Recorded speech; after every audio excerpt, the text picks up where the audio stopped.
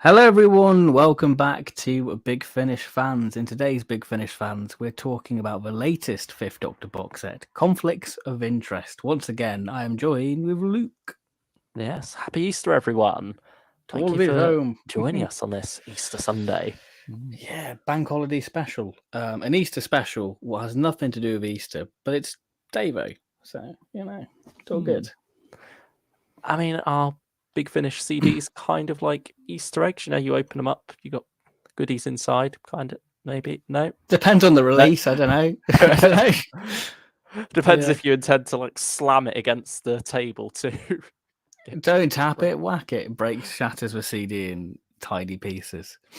I mean, with some of the recent ones, like Demon Song and Return of Joe Jones, not saying I dislike them and wanted to smash the CDs, but Maybe you've had to Return give of them Joe a good Jones in your shake. case. You have to give them a good shake to get the case out the slipcover. I think it's like the static, isn't it? Yeah, but I don't. They seem a bit smaller as well, or a bit tighter. Okay. Maybe it's just where it gets glued together. Yeah, maybe like when they're like sort of sealed in like the cellophane. Don't know. Yeah, Conflicts of Interest was fine. I didn't have the same amount of pain getting that out. I have no idea. I'm still waiting for my copy. Oh, I suppose the all the bank holidays have delayed the postman for you. Yeah, I did take some pictures of mine, so we can throw those up a little bit later. Before we when we do the review. Yeah. Has your Fourth Doctor arrived yet? No, still no sign of that. Okay, so Fifth Doctor beat Fourth Doctor. Yeah, Fifth Doctor was dispatched like instantly for me. Have you got the dispatch email of yours? I presume so. I probably have. Yeah, I imagine. I think probably because you're closer to the warehouse than me. But you do get some of yours before me, though. Yeah, it's weird. Like, yeah, it's often the same day, but I feel like yours gets posted earlier in the day. It's just where we are on our postman's rounds, I guess. Yeah, it's about like 10 o'clock in the morning I get post. Yeah, it's about usually around midday for me. I turn up. Yeah, still no sign of New Frontiers, which is odd to say the least. But yeah, anyway, let's take a look at the chat. Hello, Daniel Hager. Thank you once again for joining us, Daniel. We know you're a big Fifth Doctor fan, so hence the name. Yeah. This was probably a must join for you. I have listened to all the box set and I loved it, says Daniel Hager. We don't know what each other thinks about this box set, so we're going in blind. Normally, we have a little chat throughout the week, or before we go live, we go, "What do you think of it?" But this time we're going in cold turkey, so it's going to be interesting. Yeah, I suppose we both had a bit of a busier week than normal, perhaps. So yeah. Less chance to talk, and when we have talked, it's been about the Star Wars celebration, really, hasn't it? Yeah, for the most part.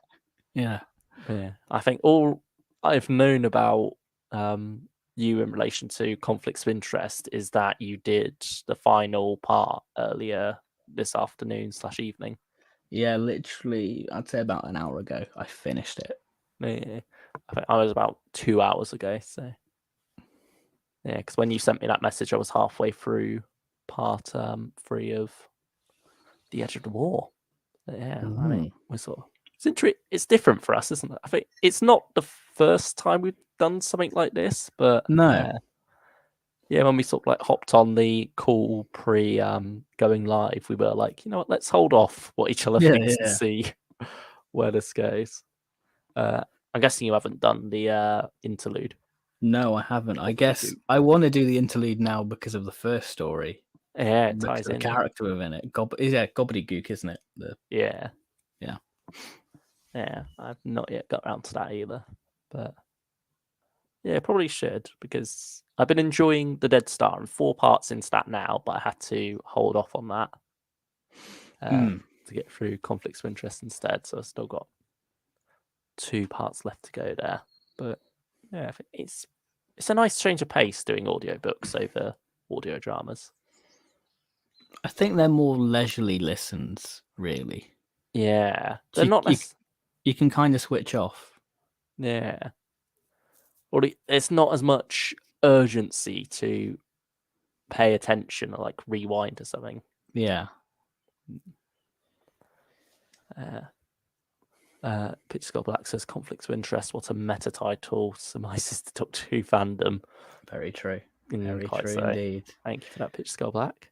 Thank you. Trevor Hicks says excellent box set. Friendly Fire was John Dorney at his best. Happy Easter, by the way. Thank you, Trevor. Happy Easter. Happy Easter and welcome aboard. Oh, hello, Stylish One. Thank you for joining us. Hello. And hey ho, here we go. Hello, the Whovian with a small collection. Thank you. Hello. Stylish One says, sorry to dive into a question so quickly, but have you seen the DWM 60s poll results? The Power of Daleks beats the Invasion. The Troughton fans have decided which is better. Hooray. I've not actually looked through them, to be honest. I have the magazine. Have you? And not? it's sitting downstairs, so I could have brought it up. Oh. I might do maybe we can make that a segment at the end of the stream. We'll talk about the poll. Yeah, good day. Have you?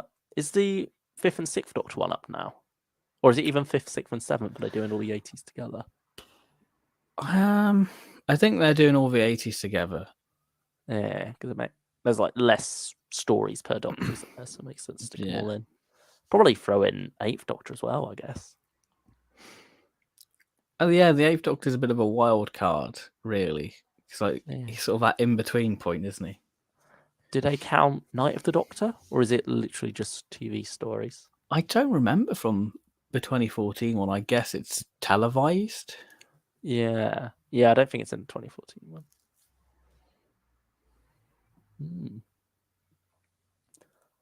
But I mean, I've heard a lot of people just saying the basic, it's what you'd expect, really. Yeah, like Dalek Invasion of Earth, and I think War Games or something like that's the winner. Are they going to combine them all together at the end, or is it going to remain all separate? Because it's not done by like voting for which one's your favourite. It's done by giving it a score out of 10. So you can combine them all together based on the average score, can't you? Yeah. They're just doing it broken up this time. I imagine there'll be like a magazine towards the end of the year going, here's the results for everything. But I don't know. Yeah. I mean, especially since they've already started now. Well, they started doing like the World Cups for the Doctors, and it's kind of similar to that in a way. Yeah. Yeah, it's bizarre. Hoover, a small collector, says, don't get me started on trying to change the cover around. The amount of cases I've had broke trying to change the cover around because logo. I haven't bought this month's Big Finish yet. Now I'm worried I'm going to fall behind. But hopefully it won't, Avian. I mean, it seems to be a bit of a calmer month compared to usual. Yeah, May seems like it's going to. May's going to be a busy month for us. Yeah, that's the when the floodgates open. I mean, we already have our first stream out, don't we? Yeah. I mean, we can reveal the April stream later, like all the dates and thumbnails and all that thing. Yeah, as well. I mean, you've put them up on Twitter already, haven't you? Yeah, they're up on Twitter. Just to plug this stream as well, so it's all good. Yeah.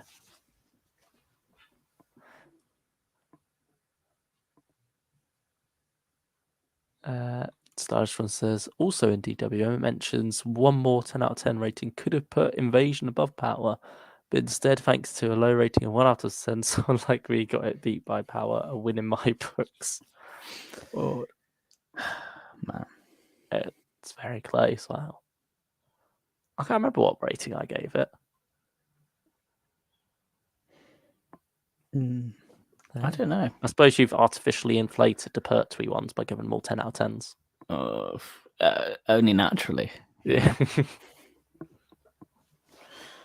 That's my job. Starchwood says it's only televised stories, so no Sharda. Also, it's only currently Davison and Colin Baker being voted at the moment. So yeah, maybe they'll put Sylve and McGann together then. Well, McGann's poor McGann. Yeah. Well, you could even maybe throw Eccleston in there as well. Yeah, could do actually. Yeah, I suppose it depends how long they want to keep it going for. Because I imagine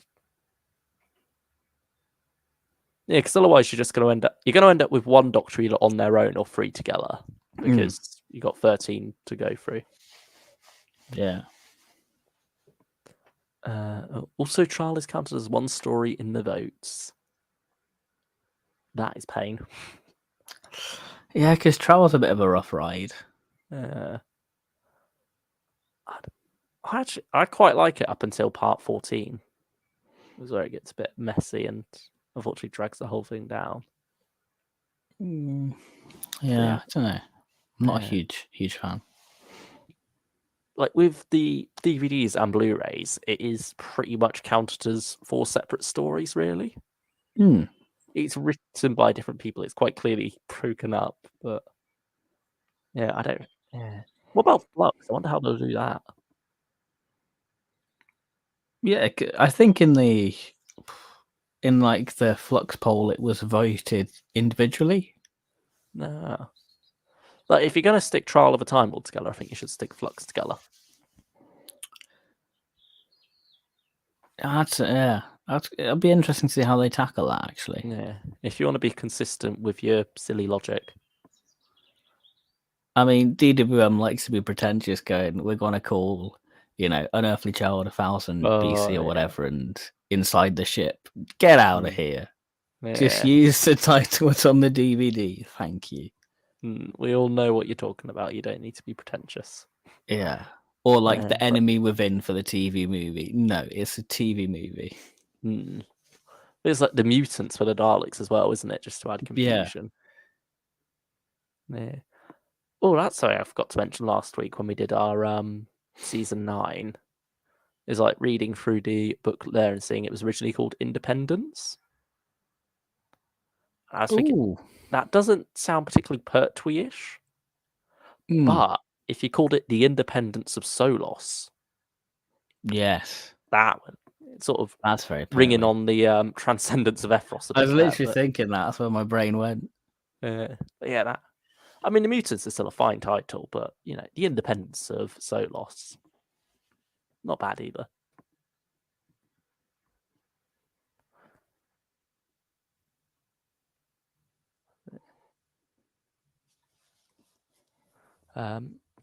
Hoovering with a small collection last night. I listened to Jay Got Lightfoot Series 13. I cried. Oh. Wait until Jay Got Lightfoot Forever. You will cry even more. I mean, you never made it to the end, did you? No, and I couldn't finish it. I couldn't do it because I'm like, no, their adventure never ends. It carries on. They're up on the balloon forever. Literally. Oh, so good. That's weird to think. That's 5 years ago now. 5 years. No, it's longer, isn't it? You didn't know that? 2018? Yeah, 5. Nah. I think. I don't know.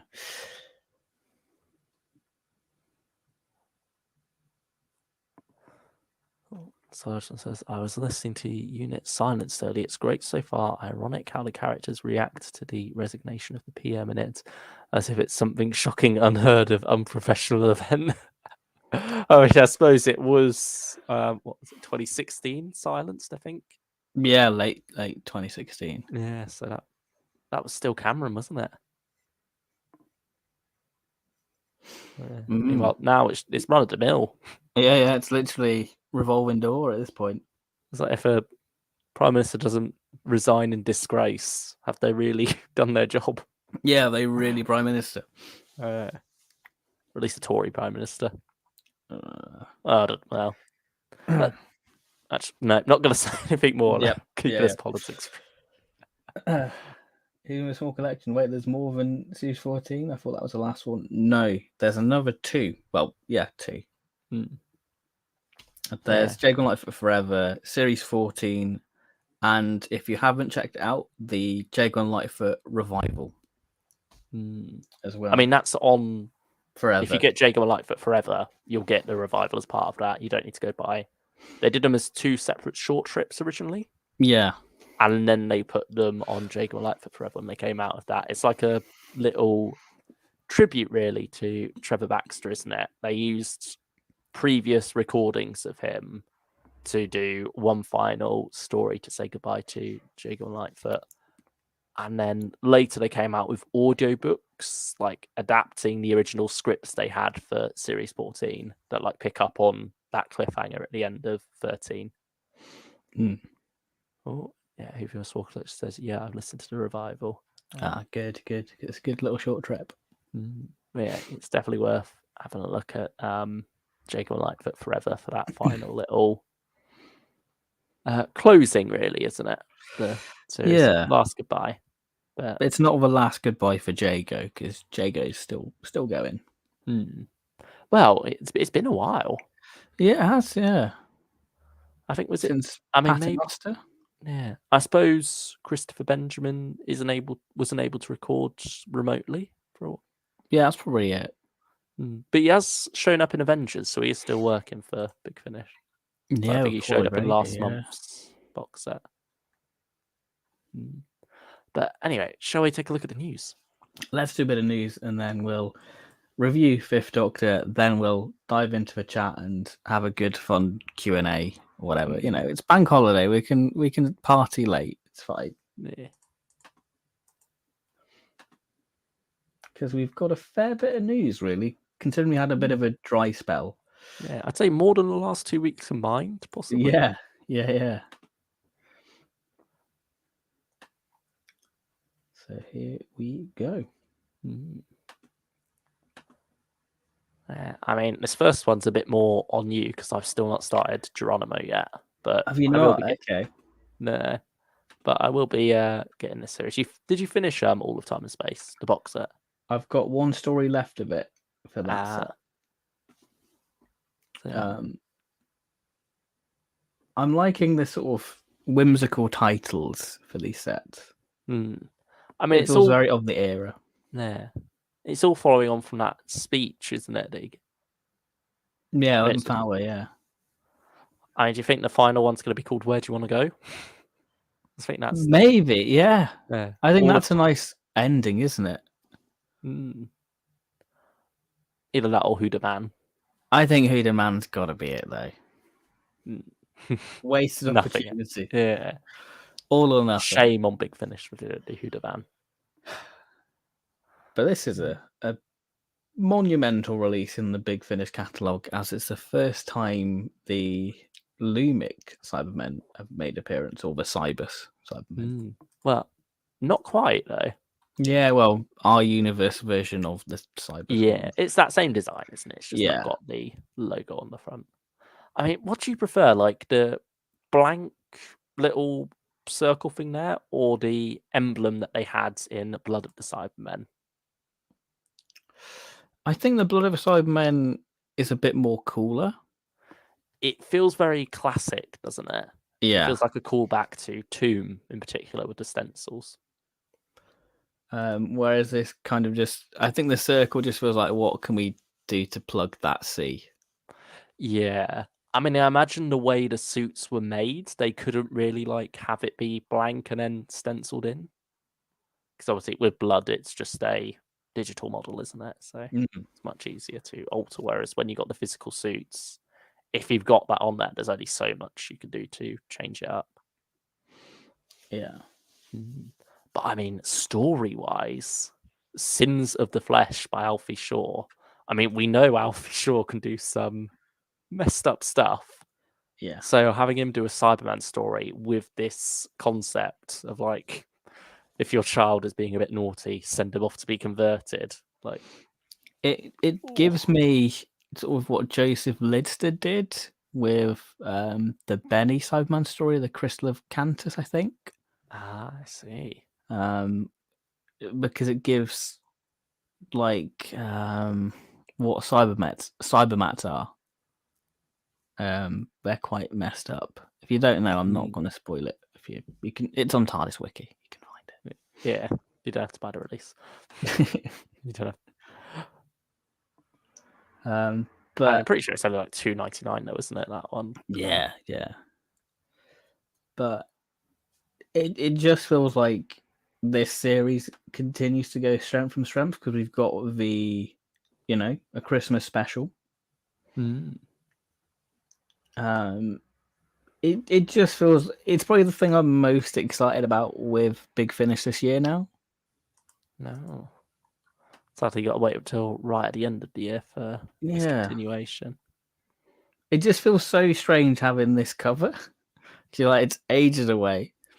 Yeah, I mean, I said to you before we started, we've now got covers for releases in October, November, and December, but nothing for July, August, and September. Mm. But with the Doctor Chronicles, that always seems to be the way.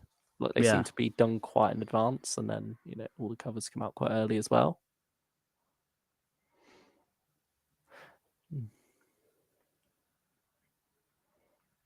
I mean, does it make you want to continue? I mean, I know you haven't listened to Geronimo, but do you feel like you want to check it out? Oh, definitely. I think Okay. so. Like by getting Geronimo, I've committed, unless it's absolutely shite, which I doubt it will be. I think I'm committed at this point. I just need to actually start listening. Yeah, I think once you get invested in it, it'll be like I wouldn't say it's like the new Dalek universe, but it's the closest thing we've got at the minute to it. Ah, that's good to hear. And I mean, I've got Dead Star to finish at the moment, so I'm sort of like more focusing on that, and then, but depends what comes next because Robots is out this week, isn't it?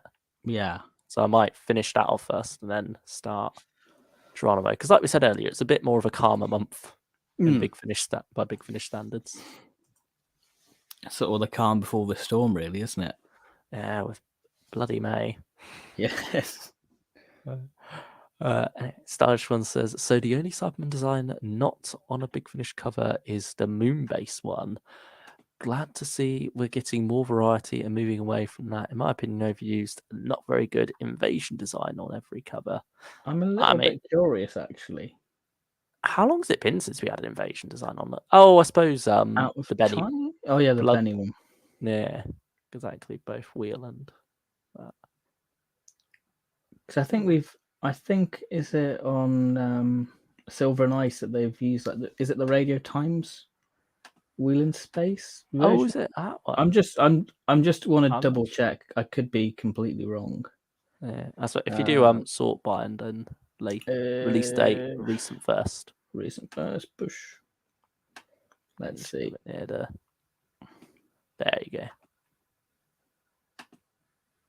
Yeah, I think they've used the Radio Times version of it. Yeah, so you even use that variant, which is cool. And the Silver Nemesis variant there as well. It's weird looking back at that release. It's weird looking back at covers and knowing the story now. Yeah, I know what you mean. Whereas, like before we had it come out, that was just our first tantalizing hint on what the story could be. I saw the original New Frontiers cover the other day, like where it had the old logo, and that just felt weird to look at. It's amazing how quickly you adjust and sort of shake off the old cover format. I think they've hit the ground running with this new logo with the covers. Yeah, there's much less of an awkward transition period this time. Yeah, because I think with the Whittaker logo, they were trying to incorporate like the red crystals. Yeah. But that soon got dropped, really.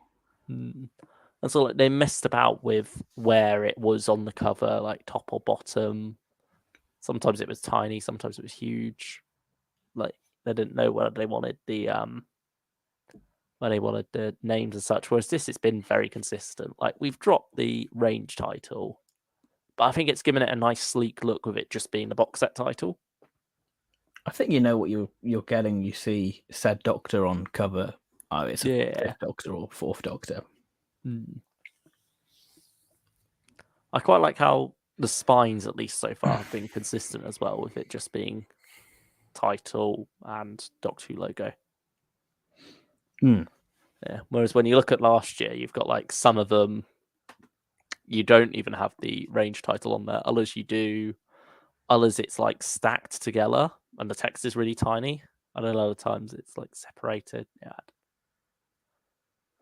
It's a bit of a up and down stretch last year, but this year it's looking a bit better. But we'll show off some pictures a bit later. Yeah, because Luke has his. Yeah. I can show it off. And rub He it can in his brag. face. He can brag for like another day. Mm. At least my shelf is somewhat consistent because the spoiler, the spine is doing something different. Mm. Yeah, something we're not sure about. But back to 11th Doctor quickly. Yeah. One slight disappointment I have, which is it's a very Here we Doctor go. Who fan disappointment thing here. Here we go. It's that the Cybermen are in what is effectively episode 9 of this series, rather than episode 12, the typical Moffat place for Cybermen in one of his series. That could be the Paradigm Dalek slot. It could be. I hope I it's hope so. Paradigm. I I hope we get it's Paradigm. But yeah, nevertheless, that's the Cyberman slot. Like, Moffat always stuck to Cyberman episode 12 for whatever reason. And it just feels wrong not having him there. Hey, it's breaking the mold. Yeah. And it means we get a cool Cyberman story even earlier, so can't complain Yeah. too much. I have a feeling that could be contender of like the best story. I feel. I mean, Alfie Shaw's written the best one so far, according to you, hasn't he? Yeah, I think the first story is just nails everything. It sets up the series so well. Ooh. Yeah, I'll definitely have to dive into it soon. I think the only thing is, part of the reason I'm holding off is because I know eventually, like, once I finished it, I'll then have a long wait for Everywhere and Anywhere. Yeah. So, like, the longer it takes me to get into Geronimo, the less of a wait I'll have for Everything and Anywhere once I've finished the first 6 episodes. Yeah. I think the danger is I don't want to say too much. Like, you might think it's rubbish. And I'm like, oh no. You don't want to overhype it and ruin it for me. We'll see. I think we'll do a stream on that, won't we, as well? Yeah, we'll do a stream on it for sure. Yeah. Drew Power says maybe the Cybermen are episode 12 as well. They could be. They could be. The theme. But anyway, 4th Doctor. This was a bit of a surprise cover. I didn't expect it this week. I was wondering when it would come along because we got the New Frontiers stuff quite early on. Like, if anything, that was quite spread out because we got story and cast details for Ice Heist first, and then a little bit later they did the Antalya the Lost details, and I think around November, December they dropped the New Frontiers cover. Yeah. But now we have Angels and Demons, and it's wonderful how well the two box set covers mirror each other. It's something that the artist, I think, is it Ryan Applin, this one?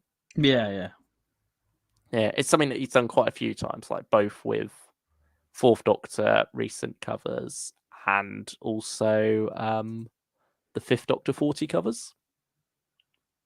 But I think this might be my favorite example of it. Like, just the way it works out. The way you've almost got like a spring/summer vibe to the first one, and now here you've got an autumnal feel. Yeah, with like the color scheme. Yeah. Like, I mean, if it wasn't for the fact that I want this as soon as possible, I'd sort of prefer it if they held it off till October, just because it looks like a perfect October release. Yeah, it does look like a nice sort of. Yeah, I can see that. But instead, it's out in June, which is earlier, so I'm not upset about that. I mean, even like with the tree in the top left there, you sort of like got the dead branches. Decay. Yeah. Whereas on the New Frontiers cover, in the top right, mirroring it, you have a living tree. You got the leaves on it. Maybe this is like a little arc. I don't know. We shall see. But yeah, they nicely mimic each other. You've obviously got the Weeping Angel in the same sort of like, mirrored pose as the Ice Warrior? The Ice Queen. Yeah. And the wings sort of taking the place of the Ice Warrior, I suppose. Interesting you've got a monk on there. I mean, imagine, haven't the monks been used for something else as well to like on a different cover? Yes, they have. Yeah. What was this? I'll have a look. It'll be weird if Big Finish ever actually do use the monks eventually. given that we spent so much time with them being standing in for different things. I think they suit the Fourth Doctor. If they were to do Yeah. another classic Doctor Disney monsters, What was the Ravencliff Witch made up of in the end? that was a carrier night. Yeah, it had something else composite. Oh, it was like the mouth of the drowned as well, wasn't it, from Waters of Mars? Oh yeah, the flood. Yeah.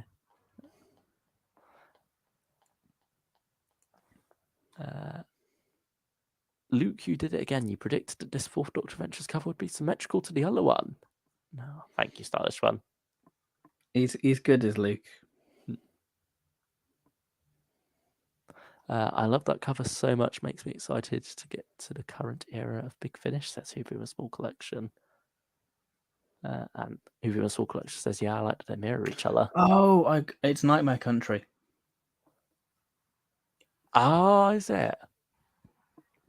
Yeah, okay. it's the creature in the back. It's literally the monk. Oh, yeah, but hasn't it got like some tubes on it or something as well? Yeah, they've sort of altered. Yeah.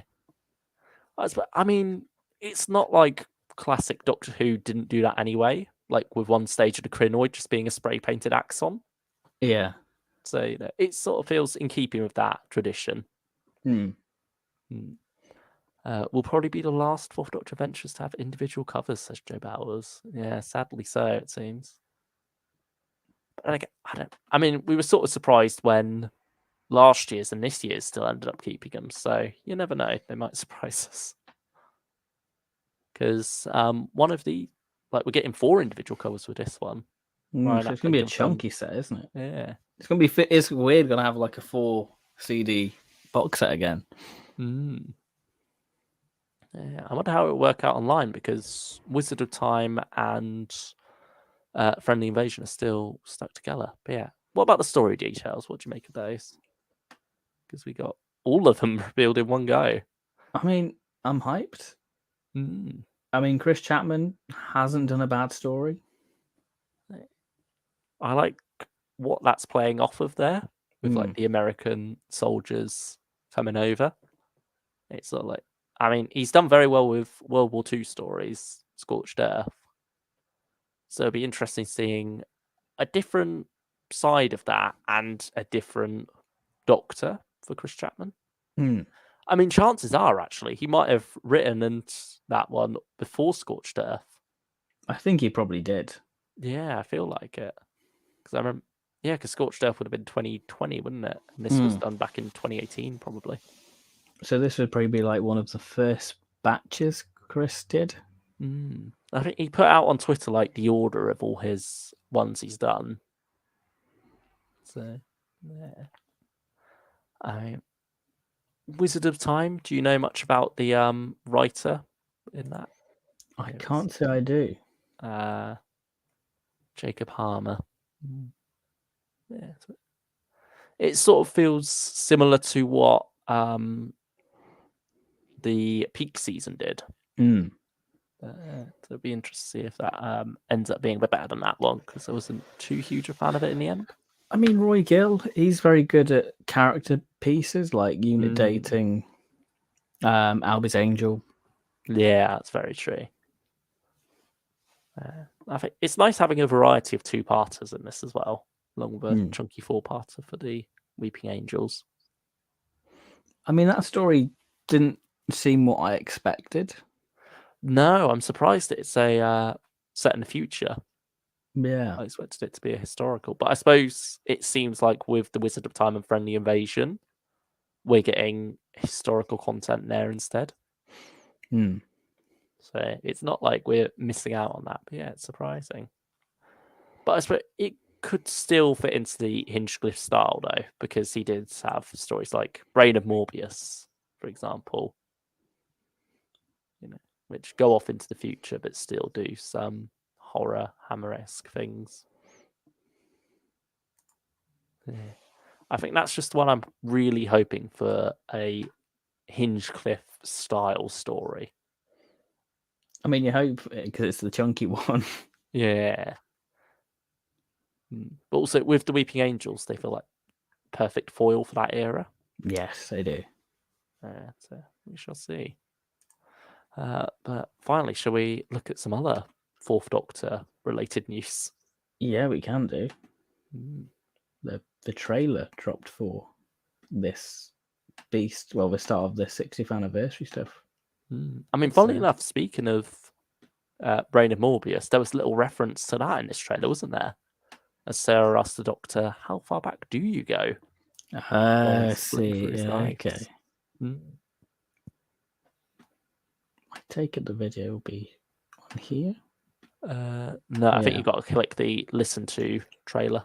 I think they've not got the video. No, it's not the video. From Yeah, I think you'd have to go Twitter to get that. Yeah, but it was a very good trailer. Yeah,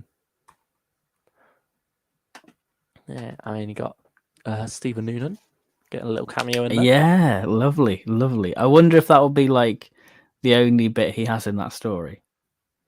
I wouldn't surprise me for the first story, but I think Yeah. he'll show up again as well in other ones. Maybe not as a main Doctor, but I think you'll have like lines here and there. Probably when the Doctor regenerates, it'll be flitting through a couple of different incarnations before settling on one. But I imagine we'll have a couple of others in the full thing as well. Yeah. Perfect. Yeah. Works out quite well with it being like, you've got your Sylvester, you've got your Colin, and then you throw a little bit of Stephen Noonan in there as well. And it's nice having, recasts standing shoulder to shoulder. It's integration, isn't it? Yeah. And it just makes it feel like all one cohesive universe. Yeah.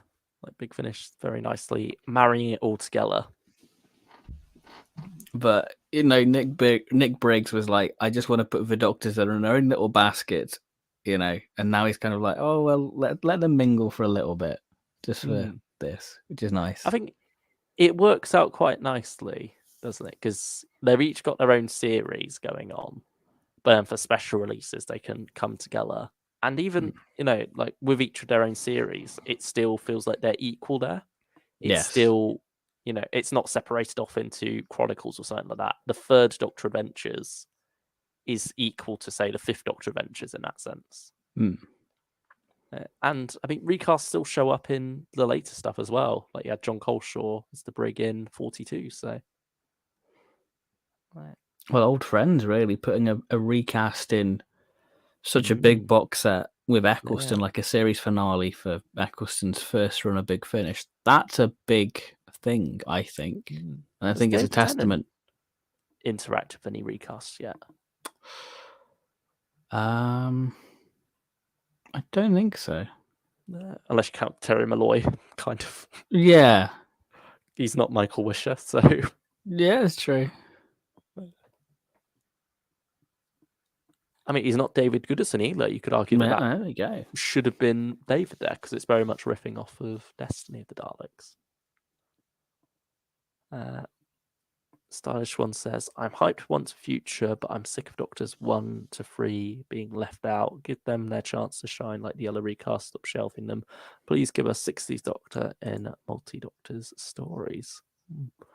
We'll see. Third Doctor got to shine in Legacy of Time, didn't they? Yeah, and Classic Doctors New Monsters Volume 3, so... Yeah, they're letting them in.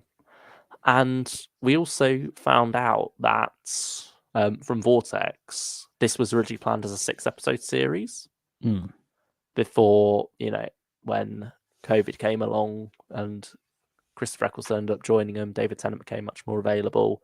That's when it expanded to an 8-episode series. So it looks like they're getting their own episode each. And so that just leaves one other slot if you go from Tom to Tennant. So could Tim have one of his own, or is it something else? Is one Doctor getting more than one, or is there going to be something? Probably the Coda, something else might be going on. Yeah, I think Coda's going to be something a bit like the last, like Collision course, I think, from Legacy of Time, maybe. Yeah, that was sort of like half and half, wasn't it? Fourth Doctor and overall story. Joe Bauer says, also past life sees Sarah meeting the monk again after having encountered her a short trip. Presumably, it would help to give that a listen. Yeah, it's nice to see that they're not ignoring that short trip. Mm. Because I think Again, it's something that it it's an feels like they example. do sometimes. It's that example of that cohesiveness. It's all one Yeah. universe. The Rangers can all come together Mm. for this thing. I don't think I've got that short trip actually. I think How to Win Planets and Influence People, isn't it? Yeah, I've got the third Doctor one, Blame Game, but not the fourth Doctor one. Oh, Hoovian Small Collection said, gonna go listen to it, BRB. What did you make of it, Hoovian? Yeah, let us know. It was a great little video trailer as well. Oh, Parrot Sarge one says, according to the podcast, once Future was reduced 6-part series. So yeah, it seems that Nick Bruce discussed it on there as well. I'll have to go listen to that, see if he gives any other tidbits or expands on that at all.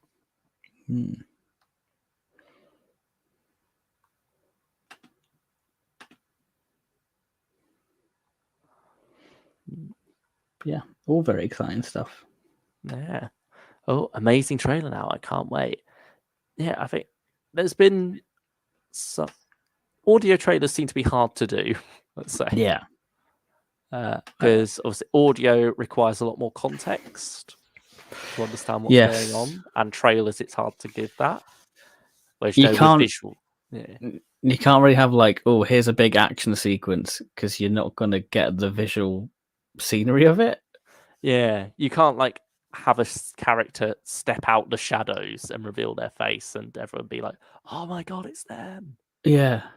I mean, you could kind of have the audio equivalent of that where it's like the character walking on and then saying something ominous or whatever, depending on what the character is. But yeah, it's never quite the same.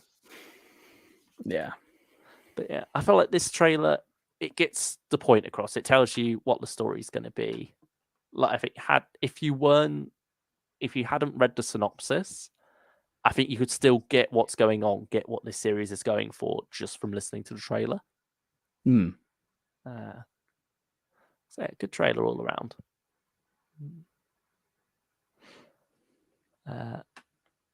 Stylish one says recommendations from the sale. That the fifth Doctor sale, isn't it? Yeah, I think so. Yeah. I mean, we can say Aquitaine and Peterloo Massacre from our stream 2 weeks ago. Yeah, any late Davison's good. Blazing Hour.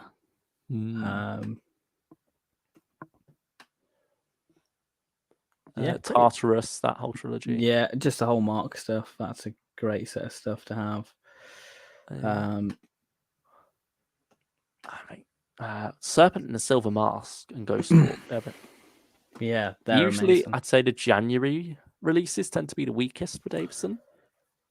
Yeah, like I'd agree with that. If he has a January, February, March trilogy, February and March is where the real bangers are. I mean, Mistfall, I think it's pretty decent. But I'd say it's the weakest of the trilogy still. Yeah. So yeah, that's used. Primeval's good. Spare Parts, obvious one. I think most people have got Spare Parts by now. Yeah, Omega's pretty decent. Count of Nicaea, that's a fun historical. Yeah. Did you get the vinyl for Spare Parts? Yeah, I have the vinyl of it. I have the vinyl. Kingmaker, Circular Time's a good one.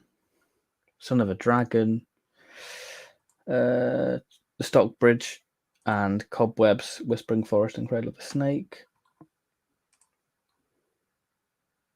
Butcher of Brisbane, that's a good one. Burning Prince, I think people sleep on that one. I think that's a real fun one for Davo. That's like a forgotten trilogy, isn't it? Yeah, it's a weird trilogy because it's basically what they did with the Paladin box set. Basically, how the rise of a civilization, really. I say it's like a Nick Briggs version of Exodus. Yes, because Exodus was Gary Russell, wasn't it? And that came along. Yeah, it's sort of taking that same idea. I quite like Eldred Must Die. I think that's a fun one. I mean, the whole trilogy is really good, actually. Lady of Mercy and Prisoners of Fate. I think Fanfare for the Common Man. That's a fun one, just for like the actual. If you like Beatles and stuff like that, you'll have a kick out of it. The band, not the bugs. Yeah. But you've got bugs in If you like Teamship. Beatles, you can check out Frontios. Yes, I mean, I don't mind Teamship. I know a lot of people don't like it. Moonflesh, stay away from. It's not a good day though. And then that trilogy sort of introduces a surprise companion, doesn't it? And then gets rid of her pretty quickly. I think Hannah something, isn't it? Hannah Bartholomew. I think. It's weird because I have literally zero memory of her as a character. It's like she really made an impact. Apparently, she's only because she sort of stows away and then doesn't really come into Tombship until about halfway through. I've heard. Yeah. So.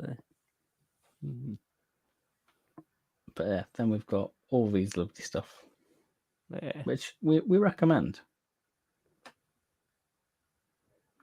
We've pretty much done quite a few throwback Davison reviews now, really. Yeah, Memory Back we did one as well, didn't we? Yeah, Zoltis, that's a banger. That story really holds up. That one does a lot. That was one we were oddly dreading, wasn't it? For some reason. Yeah. I think as soon as there's a third Doctor reference in there, we were both aboard. We're like, oh yeah, it's great. Because it's unashamedly so Doctor Who. And I'm a sucker for like vampire stories, and it's just, you know what you're getting with it. Because it's so clever how it reveals things, and it's like, of course it has to be that. So good. I mean, Kingdom of Lies would not recommend. It's like it's the only Davison I can think of off the top of my head that I've struggled with. I listened to it twice, and it was interesting how they built up like Patsy Kenzie's like Scorpion character, and like she turns up in part 4 and like it's just a bit of a bit part. It's not this grand assassin. I think it's got a cool concept. Yeah, it's ham, pure ham. Yeah. I mean, it doesn't necessarily stand out in the story. The story leans into that hamminess of it, but still, the story didn't get me on board, really. Yeah. I think it took me a while to get through that one. I think I did like parts 1 and 2 when it came out. Eventually got around to part 3 like a couple of months later. And then I think towards the end of the year, like this came out in January, and towards the end of that year, I finally went back to it again and did the whole thing. Yeah, I can't say I enjoyed it. Yeah, but Ghostwalk and Serpent and the Silver Mask, again, like we say, January, that's where your middling Davison could come along. Then February and March, suddenly it's the best releases of the year sometimes. Yeah, really, really good stuff. Yeah, again, that's the same for like the 2019, like Devil in the Mist, probably the weakest of the Chameleon. Yeah, I'd agree. But still a lot of fun. Yeah. Chameleon Trilogy, it's one of those ones that you get a good amount out of if you listen to it all in order. Yeah. Like, you can pick them up individually, but you'll get more out of it if you go through the whole thing.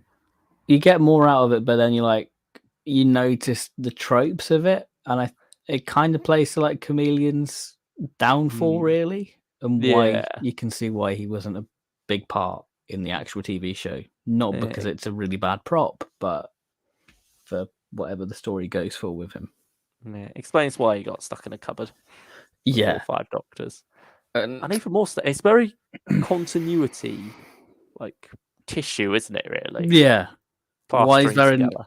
Yeah, it's like, why have we got a new TARDIS console in the 5 Doctors? What happened to, the one previously? It's very much, Chameleon Empire is very much a cannon plaster, and if you like that type of stuff, you'll have a kick out of it.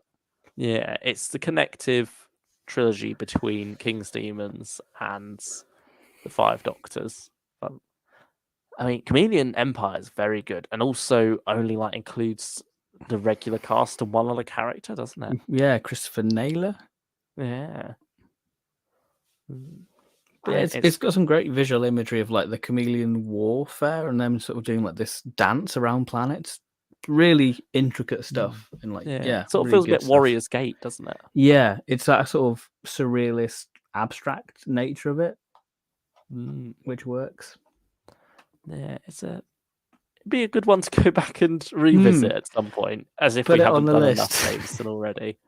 But I remember we were quite excited for it at first, thinking, "Oh, we're getting Fifth Doctor, Tegan, and Turlo. Finally, some season 21 stories." Yeah. And then it technically ends up being season 20 because it's between King's Demons and Five Doctors. But oh well, it still gives us what we want in terms of the TARDIS team.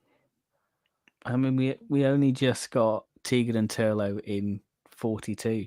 That's the first time we've had those. Just those. I No, think. Oh yeah, Nightmare you Country. mentioned Yeah, earlier. yeah, Nightmare Country. Yeah.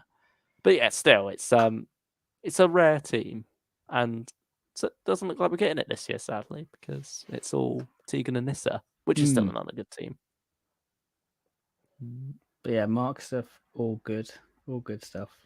Yeah, I mean, speaking of though, this box set we're going to be talking about in a minute, Conflicts of Interest, is the first time we've had just Fifth Doctor, Tegan and Nissa since the trilogy we reviewed the other week.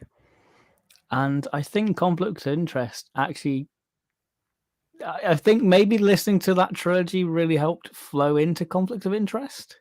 Oh, really? I feel like it works thematically well for season 20. And I'll explain why in a minute. Yeah, I suppose, shall we get into it now? Yeah, would you like me let's do to that. Screen share? Go on, flex with your CD. Yeah, let's show it off to all the world to see. Yeah, here we go. You got it. I'll add that there. There we go. There we go. There it is on the shelf there. And then that's the other side of it. They're getting consistent with that as well now. Yeah, well done, Big Finish. Although sometimes they'll put like the Doctor Adventures on the bottom rather than the top, and other times they it's like it's a bit bizarre, but no one really looks at this side. It's like the forgotten spine, isn't it? Yeah, you literally just put like the front of the box and like that is it. Yeah. There's your back, which I like how they've worked the Howler Davison, titles in there. And here it is on the shelf with its brethren. And that's what we were talking about earlier. Yeah. It stands out a little bit there with it being the whole cover. It's like you think they got it so right, and then it's like, nah, it's gonna muck your shelf up even more. Yeah, it's an odd choice. Do you think it's their way of like stopping people getting physical? Going, we're just gonna like put zero effort now. It's like, all right, we're just gonna ruin everyone's collection. I think it's more just that the people who make these aren't anoraks like we are. Yeah, probably. They're just like, this looks cool on a spine. I mean, partly it might be down to the fact that if you were to crop it to just be Davison's head, you sort of have half of Nissa's head there. But that's just if you're cropping the pure image. I'm pretty sure they're able to get like other stuff mocked up for it, where it would just be that same image of the Fifth Doctor, but without everything else surrounding it. Like, I mean, if we go here, it is with the others that have come out so far this year with the new logo, or at least that I've picked up. I don't have the Time War cast physical, but if you look at the Third Doctor there, he's like had his whole background cut out. Yeah. It's just, so, you know, there are ways, but it's an odd one. I wonder how In the Night will play it out. They probably won't even have Davison on the spine. And yeah, you can see shades of fear there. No Davison, just the skeleton. Yeah, Eccleston always seems to get shoved off the spine. I mean, him and McGann recently. McGann as well is one who's been a victim of that. Yeah, like connections and what lies inside. Yeah. Oh. Imagine if they just had a buggy on the spine of Conflicts of Interest. Just the buggy. Oh. That would be... Or just like the chateau. I'd almost respect that more. Would you? Because it's got a bit of class. Yeah, it's just... I think it's because this is just a bit too small. Yeah. Like when they used to do this for things like Dark Eyes, didn't they? But that was when it was 4 CDs thick. Hmm. Now that it's 2.5 CDs thick, like when you squeeze the image this small, it doesn't stand out from far away. Like from far away, you can see, oh, that's Davison on 40 and such. But this, you sort of think, wait, what is that? You get up close, and like, it's just the cover.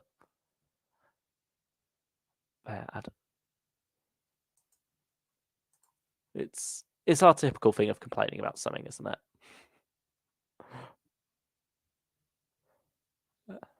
Oh, Hooving a Small Collection says consistency in my Big Finish box sets. No. Show me my Time War box set spines. Give me inconsistency. Oh, even Big Finish themselves joke about that, don't they?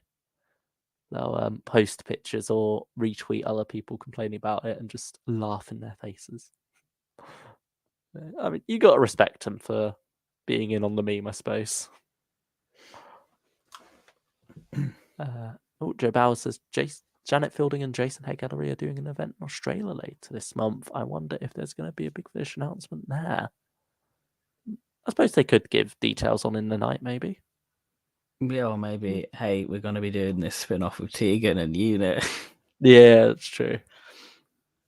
I mean, yeah, I feel like once a character comes back in a new series, it's like they're seen as more profitable for spin-off stuff, aren't they?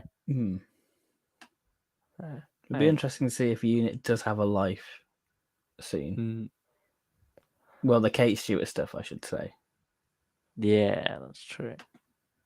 If not, hopefully they continue with Bambera. Oh, I did finally finish Bambera, actually. I don't know if I mentioned that last week or not. But yeah, I finally finished Visitants.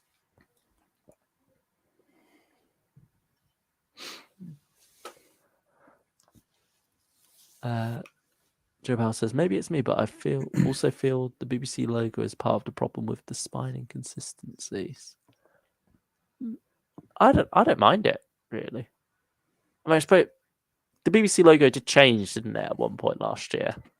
Yeah, it did. Well, I think that sort of... Yeah, they did make it inconsistent there, but I think there's bigger inconsistency problems than just that. Well, I'm still surprised by how well the new logo works alongside the old one on the shelf.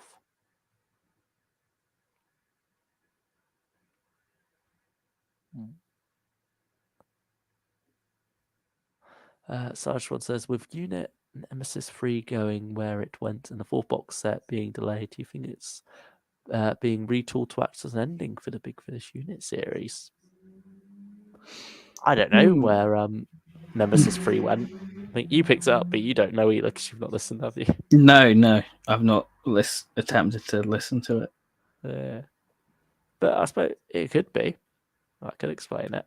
If they were told, Russell's got his own plans, you can't use these characters anymore after this. Yeah. Oh, Hooving Small Collections marathon update. In my marathon, I'm on May 2017, so almost halfway there to 2018. And we all know our favourite Lady Christina is gaining closer. Stylish one will tell you you've got something special to look forward to there. I mean, you've got a banger of a theme tune to listen to and look forward to. There you go. Oh, evening, lads. Evening, Mr. Montcactus. Evening. Joining us. Yes. Anyway, conflicts of interest. Yeah. Time for review. Yeah. We've shown you what it looks like if you buy the CD or if you're waiting for your CD to arrive like Ben. Haha, he's got to rub salt in the wound. Yeah. I'm not. A bit of friendly fire there, wasn't it? Oh, you could say you're on the edge of war there. Oh, yeah. Our interests are conflicting a bit here. Time for Twitter discourse. Oh no! But, this is one we've known about for a good while. It was the first of the 2023 stuff to be announced back in May. Yeah, I wonder if we're not that far off finding out what Davison we're getting next year. I imagine next month we'll get, I say relaunch, 2024 details. Yeah, probably with an upped price. don't know if I can afford it, guys. This could be the last year of Big Finish fans. Yeah, December we shall say goodbye. We'll do our tier list, and that'll be it. That'll be it. Yeah. Priced out. You say you've already got some stuff from 2024 on pre-order, so yeah, probably have. Yeah. I mean, Doctor Chronicles, Once a Future. Oh yeah, true. Probably something else out there. Yeah, there's some bits snuck in there. Yeah, but anyway. Oh, Time War 6. Yeah. There you go. You knew it was. I mean, this was recorded back in January and March 2022. So it's been these Fifth Doctor ones. They seem to be getting like Tom a bit, and they're in the can for a little while. Not quite the same extreme bit as when in the extras for The Edge of War. Davison was talking about how it's now been 40 years since he played the role on TV, because around the time he was recording it, 40 had just come out. That was. I mean, technically, Power of a Doctor, Davo, he was keeping the secrets from us. Yeah, that's true. I mean, would he even know himself at that point? I can't remember when they finished filming. Was it November 2021? Yeah. Yeah. Yeah, he would have known. Yeah, he would have known. Yeah, him and Janet were sitting on that at this point. I wonder if they even told Sarah. I reckon so. They would have kept her in the loop. Yeah. Because they seem like quite a tight-knit bunch. They teased her and been like, haha, you're not in new series. Haha, we're getting BBC paycheck. She'll be sitting there like, Russell says he's going to give me a Nissa adventure series. She'll be like, oh, I'm just on behind the safe. What are you doing? Oh, yeah. Oh, it was nice on the behind the sofa for Curse of Peladon that Katie gave a little Big Finish shout out, didn't she? Almost. She said how she's played the Nice Warrior. Yeah, for Beyond War Games. Yeah. Yeah, that was a nice little throw in there. But yeah, conflicts of interest. 2 3-parters, something a bit different for Big Finish.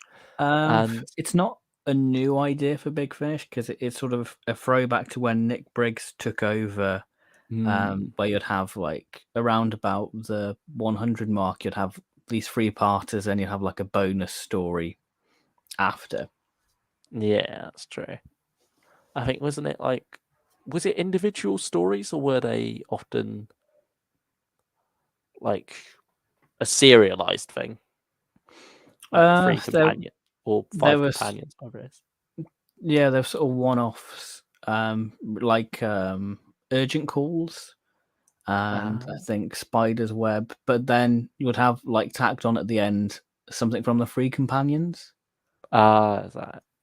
So that would be like a little bonus, and then you could get the box set with it all. Yeah, I think Nick Briggs mentioned himself he quite likes 3-parters because it's like the clear beginning, middle, and end, doesn't it? And you kind of do see it. And I think sometimes it works, sometimes it doesn't. Oh, we'll see what we make of that in a minute. But it's certainly something a bit different from Big Finish box sets. And something, we haven't seen for a good long while a 3-parter. I mean, is it the 4th Doctor Adventure, the most recent one? Yeah, I think so. Sands of Life. Yeah, that's 10 years now, I think. 2013 that came out. Yeah, so it's been a good while. And here we've got 2 stories which sort of focus on more human evil, I think is the theme for this box set, really. Yeah. What sort of human conflicts? So there's not really any monsters as such within this set. It's not your typical Doctor Who fare, really. I think both stories offer something different. I think the first story is character, second story is adventure and actual story, I feel. No, sort of more mystery, I'd say, with the second story. Yeah. I mean, what I quite like about this box set is that it's an even split. With quite a few of the recent box set, as they've got cut down to 3 discs, you've ended up with box sets where you've got your main event, your 4-parter, and then a little 2-parter tucked alongside that. Hmm. Whereas here we get something more similar to what we used to get, like the Fifth Doctor box set, how that was, 2 4-parters. Here we've got 2 3-parters. It feels like both stories are equal in importance. And yeah, I like that for a box set to have it be an even split, really. Yeah, What because about you? I think when you have that, it kind of favorites a story over the other, Mm, and sometimes you feel like you want to get to the meat of the box set, like a 4-parter instead of the 2. yeah. I mean, sometimes you're just naturally going to be more drawn to one anyway, to be Yeah. fair. Like, if you've got your one with a returning monster or something, or a particular time period you're quite excited about, then you're naturally going to be drawn more towards that one. But yeah, I'd say here I was pretty evenly excited for both. Yeah, I wouldn't say I was. I think I was slightly favoriting Edge of War over the Mm, John Dorney one. yeah, I can agree with that. But I think it wasn't like a massive, oh, I've written that one off entirely. I just want to get to Edge of War. Yeah. Mm. But I mean, before we talk about the stories themselves, what did you make of the 3-part format in the end? Going back to that. It made it feel like a quick listen. It didn't feel like a daunting task of, oh, I've got to listen to this. Mm. I think it kind of works because you've got sort of the world building, story, resolution, isn't it? Really, Mm. I think it works really well for, I'd say, Friendly Fire. Uh, I think Edge of War's a difficult one to speak about with what it's doing. Yeah, there's a lot of mystery there, so we can't really spoil too much of that. But, Yeah. I mean, for me, I'll be honest. When I went in, I was thinking, okay, it's either going to be, you know, paced perfectly and it's going to feel like a 3-parter, or it's going to feel like a condensed 4-parter. Mm-hmm. I thought if it was going to go wrong, it's going to feel like a rushed 4-parter. Yeah. But to be honest, both of them end up feeling like a bit of a stretched out 2-parter. I feel like Friendly Mm, Fire, you could have merged episodes 1 and 2 together and you wouldn't have lost much. yeah. 'Cause it's a lot of, oh, we'll take you here. Yeah, there's a lot of meandering and traveling about. Like, he spends a lot of time padding out the plot in part 1 on the space station. Mhm. That's like with the TARDIS going wrong and such. You sort of feel like, that setup we could have avoided, like have it explained away in a single line and got onto the story a bit quicker. Yeah. Hmm. See, I feel like Edge of War probably needed another part for me. Uh, hmm. I, yeah, I, I, perhaps. I'm I more don't of know. a fan of like long form storytelling. Yeah, I agree. But sometimes stories do work fine as a 2-parter. And I feel like with at least what they had, you could have condensed it down to a 2-parter for both of these. But I think Edge of War maybe could have been explored a bit more as a 4-parter thematically. Yeah. Mm. But yeah, Friendly Fire itself. So, it's sort of going for the Mad Max vibe, isn't it? Yeah. You got a colony world mining town. It's got your spaghetti western almost, where some strangers have rocked up in town looking for an old friend who is nowhere to be found, it seems. And there's some military types trying to cover something up. And that's the basis for this story, Friendly Fire. So, what did you make of it? I really like the character work of it. I think the Mm. TARDIS crew are great with like the witty one-liners. I got a sort of a K. Randrasani vibe from like the militant group, a bit like Stotts. Yeah, I can definitely see that. And Yeah, I it got the sort same feel. it reminded me a bit of like part 1, especially of like the Jupiter conjunction on this sort of planet, like the spaceport sort of reminded me. It sort of felt very 10 years ago Big Finish, which is not a bad thing. Mm. I mean, you had Spaceport here about 10 years ago, didn't you? Yeah, yeah. But yeah, I like the character work. I think Davison's great in like the quieter moments about uncovering the mystery, what happened to his friend. The quiet anger you get from Yes, Davison is always quite moving. and Yeah, I think it's going sort back of to the well Spaceport gone. thing quickly, it also sort of puts me in mind of the Serpent in the Silver Mask. Oh yeah, yeah, Has that sort of feel to it too. And part of me was like, can we stay here instead? I agree with Tegan. yeah. It just, and then you go to like this world, you're like, oh, is this where it goes downhill? Did it go downhill for you? No, not really. I think I enjoyed the spaceport stuff a bit more, but it's kind of, it stayed at the same level where it didn't really dip. Yeah. I think I didn't. Yeah, like I say, I didn't mind the spaceport stuff. I think it was a interesting setting, but at the same time, I feel like for brevity, it could have been cut, and you could have got a neat little two-parter out of this. Like, I don't think it added much, even though I enjoyed it for what it was. It's kind of doing the typical 80s TARDIS trope. Oh, TARDIS goes wrong. Well, I guess we're stuck here. It's kind of like 80s bingo in a way. Yeah, even Serpent and the Silver Mask had that because they visited that place to get like the Cronton crystals, didn't they? Yeah, for the sonic screwdriver, yeah. But I mean, one other thing I found a bit odd was some of Tegan's lines. Like you mentioned, some like witty, sarcastic lines in there. It felt like, with it being John Dorney, that he was more writing for the Eighth Doctor, Liv and Helen, rather than Tegan, Nyssa, and the Fifth Doctor at times. I mean, it does feel more like an Eighth Doctor story that the Eighth Doctor wants to drop in to see a friend. Yeah, I can definitely imagine McGann doing that and doing that well. But I mean, particularly with Tegan, there was quite a few lines where they were going full on sarcasm. I was thinking, this just sounds like dialogue for Liv. Yeah, I think Tegan's the one who gets sidelined in this one. Yeah, there's certainly a bit of splitting up because there's only 2 seats in the buggy.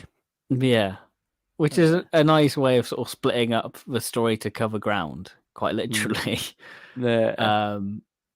But it allows sort of the nice moments between Five and Nyssa, because what I said earlier about the 2016 trilogy, how it fits into season 20, this sort of hints about Nyssa thinking of leaving. Yeah, it does. There's like a moment in The Edge of War where she says, these are the moments I'll remember when I'm gone. So you're like, it's all going towards Terminus. I mean, she's even in a Terminus outfit, isn't she? Oh, no, Mordred Undead outfit, isn't it? Yeah. Or does she have the same outfit in both, or does it change again? I think it's the same. I mean, nevertheless, it's getting, because Mordred Undead leads right into Terminus, so yeah, it's not like there's a gap there.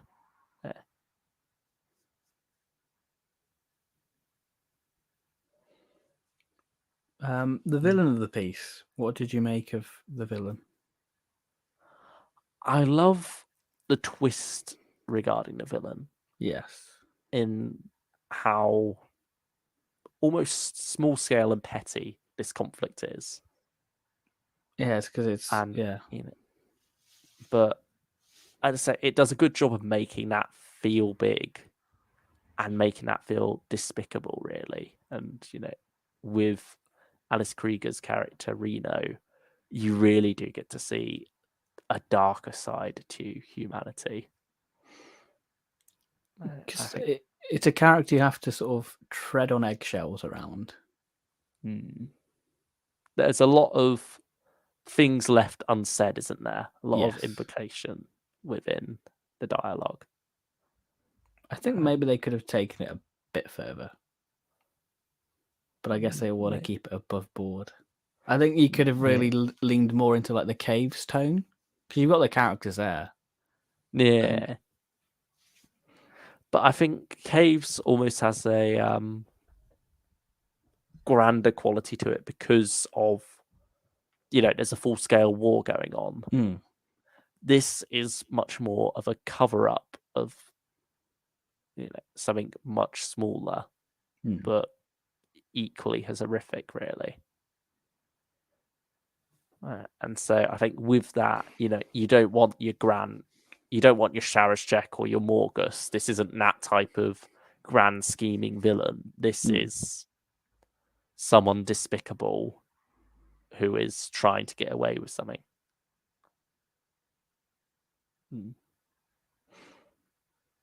Yeah. I just feel like we didn't really explore like the town of it, really.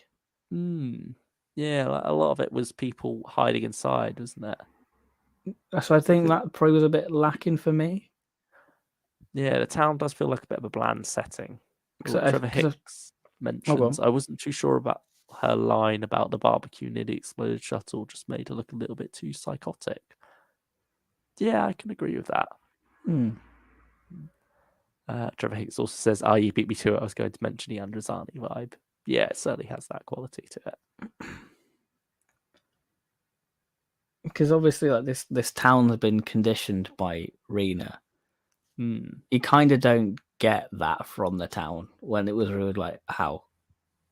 Yeah, I think that leads to the ending feeling a bit hollow as well, doesn't it? Like, it's beautifully played and that, but it's yeah. I think it's because it's sort of partly the limits of audio, isn't it? Like you only really have one character representing the town. The rest are sort of like part of Reno's squad, really.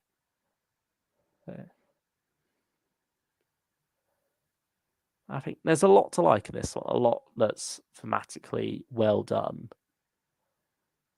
But I feel like it could have been done better.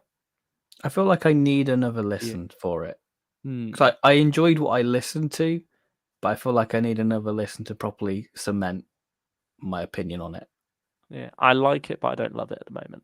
Yeah, I think that's where I am with it. I think, again, it's partly down to 3 parts. It's reasonably an inoffensive length. Yeah. Like, it's pretty easy to get through. I think this is the thing. Oh, go on. Yeah. I love the character of the Doctor's friend as well, Velar. Yes. You feel like you know him even though he's not a presence. Yeah, they paint that character very well through dialogue that other characters mention. And yeah, you do. There's a twinge of sadness there as well.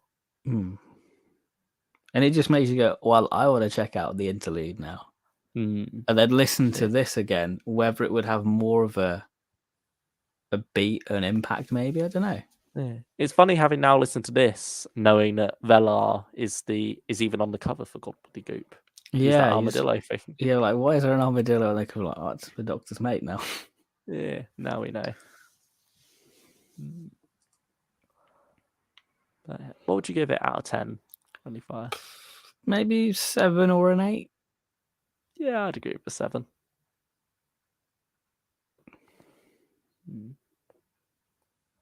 Yeah, I think it might.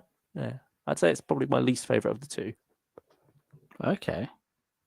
But yeah, only just. So, should we talk about the Edge of War now, unless you've got anything else to add about Friendly Fire? No, we're all good. I mean, Edge of War is a very different kind of story. We are in a town in 1936, perhaps, or perhaps not, where people seem to be acting a little bit strange. Nyssa comes along, but apparently she's not a traveler in time and space. She is instead a visiting artist painting some of the local scenery. The Doctor is a detective from Paris. But he must have a pipe. Yeah, he must have a pipe while he takes his little holiday here. And Tegan is a barmaid. So this place, yeah, this place seems to be like forcing them to fit in somehow, doesn't it? Yes, yeah. And meanwhile, there are ghosts around. There's the barracks that have been haunted, and it's all inspired by, and it includes the Maginot Line, a real, well, not just historical project, but place you can visit now, or parts of. It was defences built up by France before the Second World War in preparation for potential conflicts. And this is a story set on the edge of France and set on the edge of war, it seems. Which And is a you've got- double meaning, really, for the story. Yeah, it's nice how that's worked in. And you've got Alistair Pietri there on the cover as the Count, another human villain of sorts, but a very different kind of one from Reno, really. It's like much more sympathetic. Yeah, it's a villain with a heart. Yeah, Reno is much more despicable. You're not meant to like her. But I don't even feel like the Count's a villain, though. He's just kind of Yeah. misjudged. Because his heart's there. I'm just like, he's just a bloke just trying to do his best. Yeah. I don't know. The villain's more like history itself, really, isn't it? Yeah. Or And time, I think time, actually. Yeah, time as well. It's almost Sapphire and Steel, this one. It has that sort of quality to it. Yeah, I mean, the Fifth Doctor, hardly in part one. He shows up in the 25-minute mark and the part's 28 minutes. Yeah. But I mean, you get an explanation as to why later on, but it does feel a bit abrupt how quickly he takes over. Yeah. Like, as soon as he arrives, it's just Doctor Who as usual, really.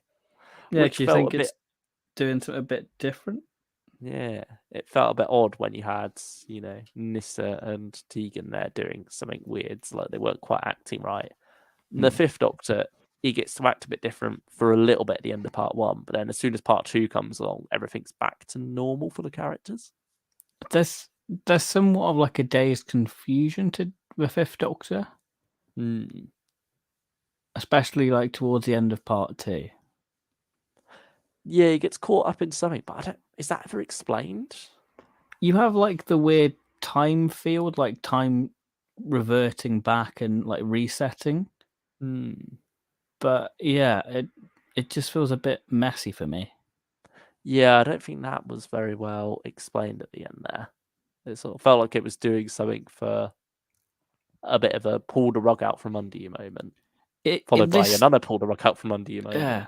I think this story, it feels very Stephen Moffat in its approach to how characters live and endure. Yeah. What's your full thoughts on this one then? Are you more negative towards it than Friendly Fire? I feel quite conflicted.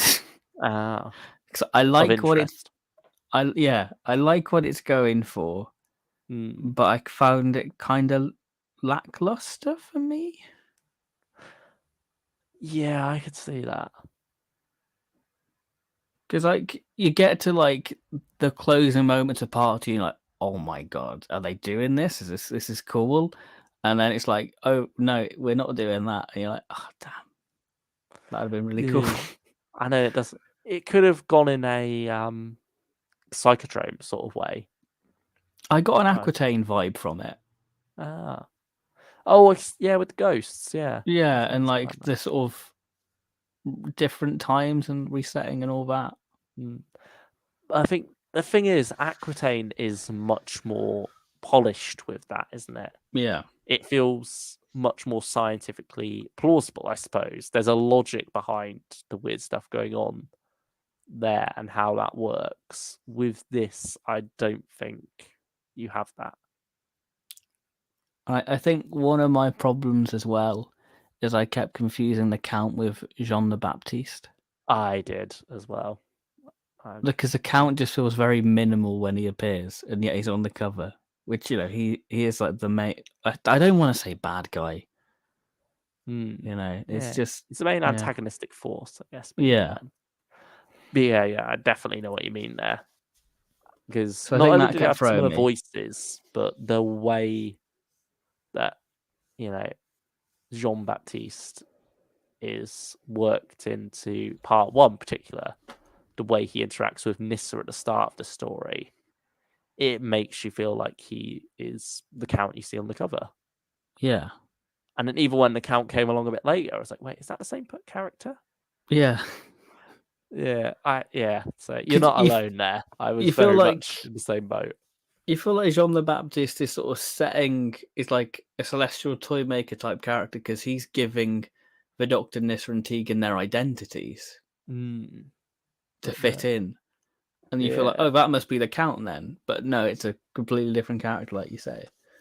yeah. If it could have actually worked, just getting rid of Jean Baptiste really and having the Count Yeah, feel that role. Just merge the two characters like we thought they were for It- part of it anyway. yeah. I don't think you lose anything if you did. No. Mm. And if anything, you can always get a similar character in a smaller role because I think the one thing you would lose is the whole idea of characters finally be allowed to let go. Hmm. But yeah, I don't. I think it's got an interesting concept behind it, but yeah, I don't feel like it's ever played out to the full. I think that's why I wanted an extra part, Mm. but then again, I don't know how much it can sustain it. Yeah, I feel like more it just could have used what time it had better. Hmm. Yeah. I think again, like part 2 is very much just characters traveling from one place to the other. Yeah.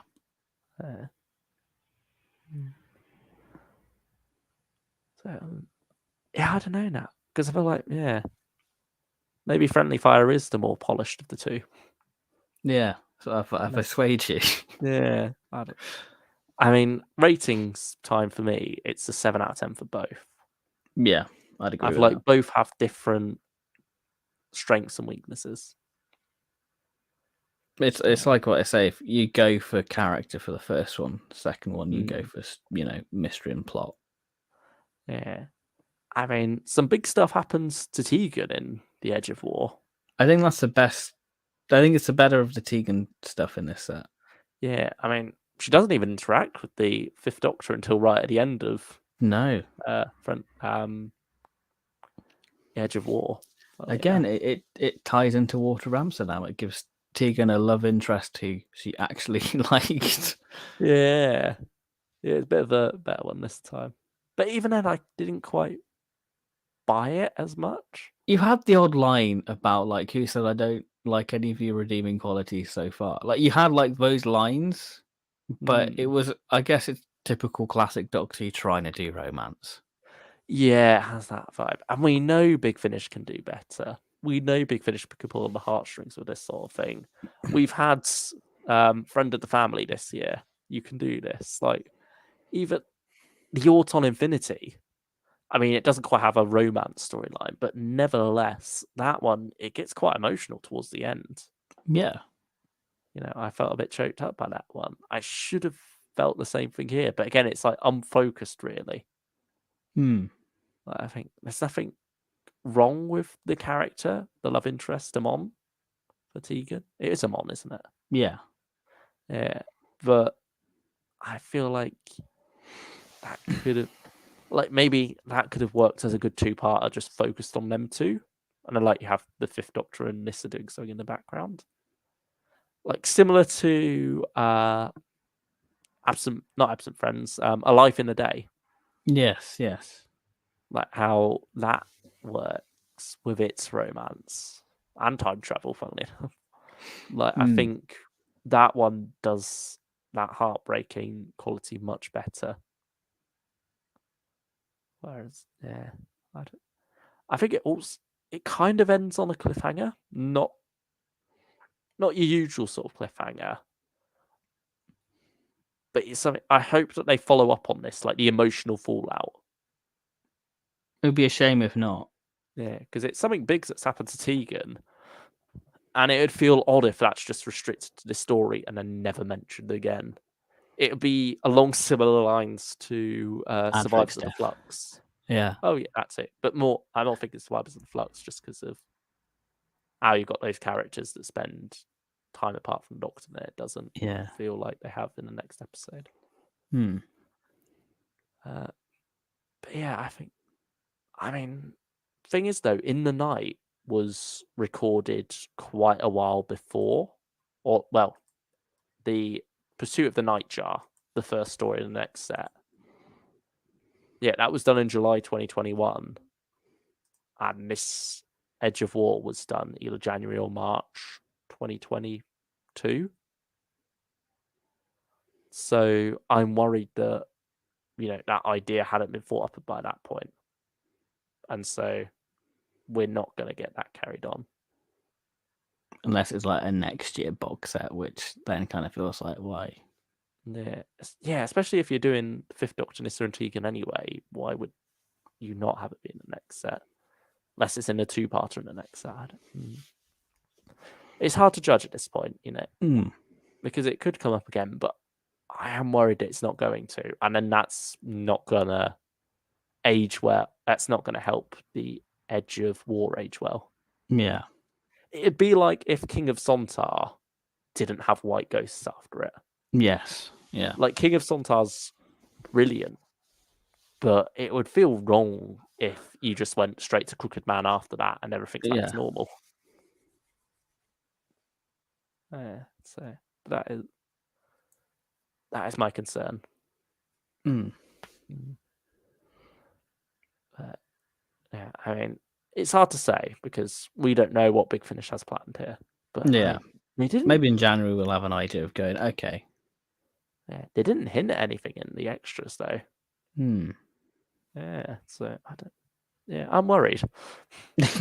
Concerned. Yeah. It needs to be followed up on. But yeah, conflicts of interest. How are we feeling overall then? I think we're quite conflicted, aren't we? Yeah. I think it's a shame we've been hyping up Davison. Yeah, like I think is it the best Davison you can experience? No. Is it reliable? Yeah.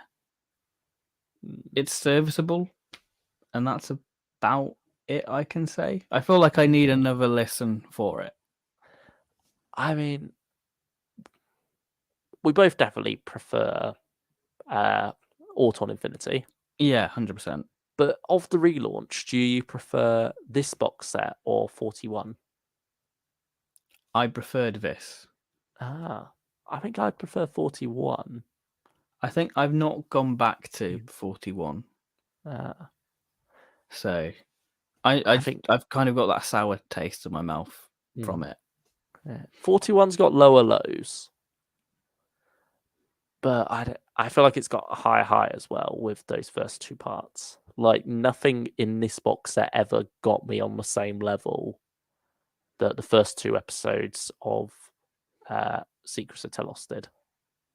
I mean, part one of Friendly Fire, I was really liking it. The music is great. Like, it's following on from that 40 style, isn't it? Like, Fifth Doctor seems to have his own little motif almost now. Yeah, that's one good thing. Yeah, it feels suitably 80s as well. Yeah, absolutely. It's a strange one.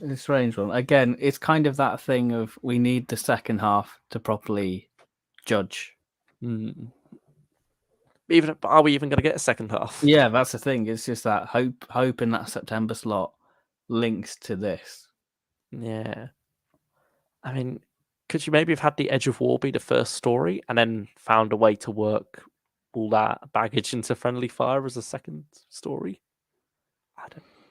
Yeah, then you could possibly link sort of the Doctor losing his friend and Tegan losing someone special to her, and them going on that journey together. I don't. Maybe I'm clutching at straws here. Yeah, I could see that as well. But even that, I don't know. He just feels so tagged on to the end of the Edge of War as well. Yeah, I think the resolution of Edge of War is a bit wet lettuce. Yeah, it's a bit damp. Yeah, part 3 of Edge of War didn't do much for me in general. You know what? Yeah, I prefer Friendly Fire to Edge of War. The more I process Edge of War, the more I realise it doesn't all come together. Which is a shame because, again, we said at the start that was the one that intrigued us the most. Yeah, it had good promise and a good idea. But yeah, But the it has execution. nuggets of greatness, though, I think, with like the Mm. concept of this town. Like I said, the title having a double meaning within the story. That's great. That's a really nice reveal, and the counter motifs are great. It's Yeah. just getting to that point. It feels like it very much meanders there because those motives are quite obvious. I felt like even before I'd listened, it felt like that was where we were going with this. Yeah. But it's a shame to be very middling on a Fifth Doctor box set, especially after how much we praised it and how much we said we were looking forward to this one last week. But, I mean, luckily, we've got a Tim Foley 4-parter in September. Yes, that's exciting. It's exciting. Yeah. Tim hasn't let us down yet. We're probably putting too much pressure on him, but oh dear. Yeah, but yeah, I'm very much looking forward to that one. At least, so we'll see. We've got until September to wait. And we might have more Fifth Doctor in between then, hopefully. Yeah, with Once a Future. Very true. You'll have to see how that all plays out, really. But yeah, conflicts of interest. 7 out of 10 overall from me. Yeah. I can't say whether I recommend it or not. I wouldn't recommend it. You would recommend it? I wouldn't. You wouldn't. So I just think there are better Fifth Doctor stuff for you to try. I think with the amount of Big Finish coming out at the moment and the cost of it, you can get more bang for your buck here. Yeah. If you're in the mood for Fifth Doctor and you've not got the Autumn Infinity, grab that instead. If you have, and you specifically want something Fifth Doctor Tegan and Nissa to sink your teeth into, go for the Waters of Amsterdam, Aquitaine, and Peterloo Massacre that we reviewed last week. Or even just Aquitaine and Peterloo Massacre. Yeah. I mean, yeah, with the sale at the moment, it's cheaper to just get those two than it is to get this box set, and you get, 2 extra parts there. So and better stories. Yeah, definitely. It's an interesting thing because I was thinking about this earlier. Because normally we do our top 5 in July. Yeah, I'm sure we'll get around to that eventually. I'm genuinely questioning what are those 5 going to be. Because there's maybe been 2 so far. What have made me go, they're definitely on it. The rest I'm kind of, I don't know if the fatigue's killing me. Yeah. Of the 4 relaunch sets so far, Conflicts of Interest, New Frontiers, Return of Joe Jones, and The Demon Song this year, which is your favourite? Which box set, if you had to recommend one of them, which one would you say is the one worth picking up so far? I'd say Demon Song. Just because I think that we've got the proof of concept with the Outlaws. It's the expansion of what the Outlaws built on. For me, I think it's just, great stuff. I'm sorry, Stephen. I'm going to have to go for New Frontiers at the moment, actually. Fourth Doctor is winning for me. Ice Heist was a great romp. I've not finished Antilles the Lost, so I can't properly judge it. I think we'll do a full tier list update and review of New Frontiers and Angels and Demons in June or maybe early July, won't we? Yeah. Yeah, that seems to be an annual thing for us now. Like we did it last year with Solo and the 9, so it feels right to follow that up. But I guess that's conflicts of interest. Yeah, sadly, middling box set under. Like, good, and that's about it. It's got some great concepts, occasionally good execution, but doesn't always all come together in a way I'd like. I think it'd be my final thoughts on that one. I think that's a good summation. But Fifth Doctor, Tegan, Nyssa are all still great together. Yeah. They're like the glue that makes Yeah. it, a fun time. Yeah, like whenever they're in your ears, you're still enjoying the interactions between the characters. Yeah, you get a little chuckle. I mean, even when you're in the listening to the extras and you hear Davison and Janet bickering, it's lovely. Yeah. Like Janet mentions at one point about how she's hardly got any scenes with Peter in this story, and he's like, "Well, that's because I specifically asked them to keep you away from him." Oh, top tier. It's wonderful stuff. Those together. But yeah, Mr. Bond Cactus. Does anyone remember how much pointless stuff they've forgotten from Series 6? Ooh, I'm not sure. Series 6 is a weird one, isn't it? It's doing so many different things. Yeah, it's juggling a lot. Yeah. Yeah, I'm sure we'll do some Matt Smith talk. Yeah. Later. Yeah, we should do. But yeah, if you've got any questions, pop them in the chat and we'll answer them. Yeah. Fifth Doctor related or otherwise, we welcome all questions. Yeah. Yeah, biscuits or not biscuits. Yeah, this is chill time now. Yeah, this is chill time. We've done the review. It's a bank holiday. We can spend some time. Yeah. What about the DWM poll results then? Should Did I you go run and- down and grab the? I'll go and run and get the magazine. Okay. I'll go for it. let you fill in time. I'll be back in a minute. See you in a sec. So yeah, Bernard's just gonna go grab that and has left me with the enormous responsibility of chatting to you all for the next minute or so. And we have no topic to talk about, so any questions, pop them in the chat, and I will happily answer them to the best of my ability. And also, anyone? Oh, Joe Bowers, how is Conflicts of Interest CD formatted? Is Disc 3 just behind the scenes? No. So you've got part 1 and 2 of Friendly Fire on Disc 1. Disc 2 is part 3 of Friendly Fire and part 1 of The Edge of War. And then Disc 3 is parts 2 and 3 of The Edge of War.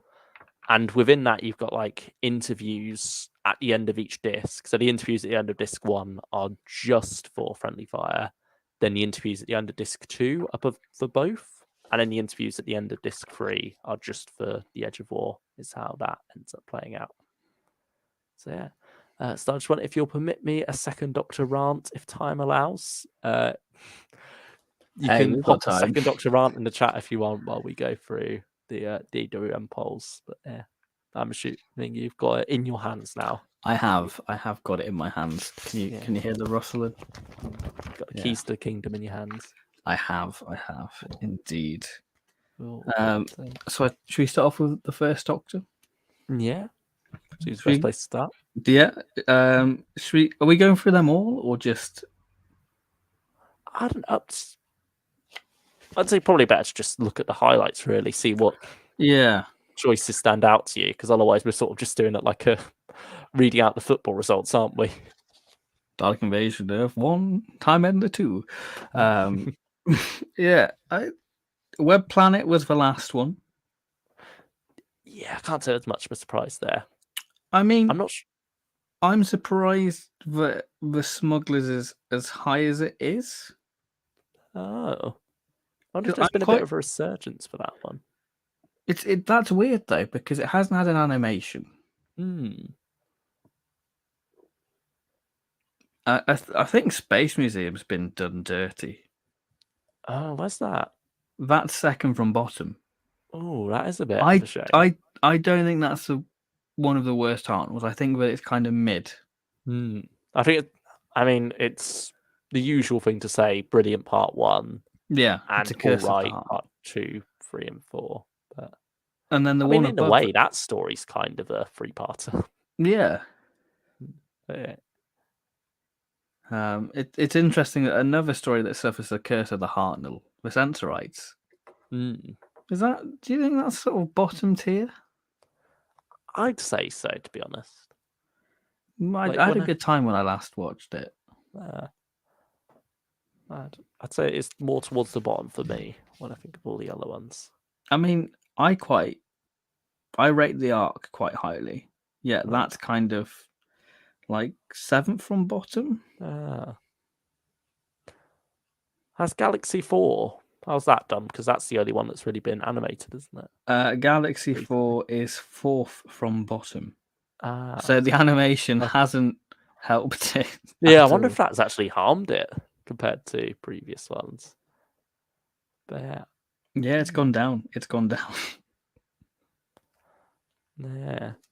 Um, I mean, I can't really say I'm all that surprised. Yeah, I don't think the animation did that one any favors, and I don't think the story is that amazing anyway. I mean, I'm a bit surprised that the Daleks, beat the War Machines. I prefer the Daleks, but I know I'm a little biased. I'm more of a War Machines guy. I like the feel of like the very early Hartnell stuff. You know, when you don't know if you can trust the Doctor, where he's much more duplicitous in nature, and you have these characters who don't know each other yet. I love the vibe you get with the Daleks, especially early on, as it's these people getting to know each other and exploring that. And there's something wonderful about the exploration of the world of Skaro in that story. Yeah. Should we move on to the second Doctor? First, which is the lowest? What's the order of the Dalek stories? Okay, so Dalek stories. You have Dalek Invasion of Earth. Ah, that's the top one. That's the number one story of the first Doctor era. I mean, nostalgia makes me love it. But critically thinking, I think there's better Hartnell stuff out there. It's like my brain knows that it's got problems. Yeah. But my heart doesn't let me go in too much detail there. I'd have thought it'd be Dalek's master plan, to be honest. That's second. And then it's the mutants, then it's the chase, and then Mission to the Unknown. Okay. I mean, that's one that also had the reconstruction or remounting, even. Yeah.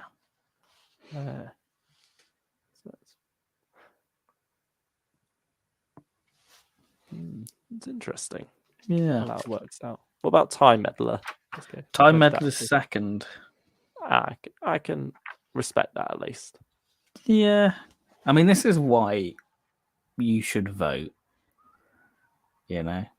Is this aimed at me specifically or just anyone? No, just anyone, really. In any circumstance. In any circumstance. Oh no, we're getting political again here. Yeah. We better stop to that. I'll stop now. Second Doctor. I kind of agree with the second Doctor one in a way. Even power being above invasion. Not that. I don't agree with that. But like the bottom stories, I agree with. What's bottom? Space Pirates. Oh, that's no surprise, actually. Then the Dominators, which, yeah. I like the Dominators. It's just 5 parts of them bitching about we need power. Yeah. Wasn't like that part one random? Oh, but part one's literally just the plot, and you're like, I feel sorry for the people in the 60s that have like another 4 weeks of that. I don't mind it. The Quarks are fun, at least. There's a good bit of exploration of the island in there. Some nice little action with the Quarks. It's just that weird point in the show where they're trying to find stuff that can replace the Daleks, isn't it? It's that. Yeah, you could tell that they sort of fill that role. Stephen Noonan just got in. What are you lot on about now? We are discussing the DWM poll results. the first and second Doctor at the moment.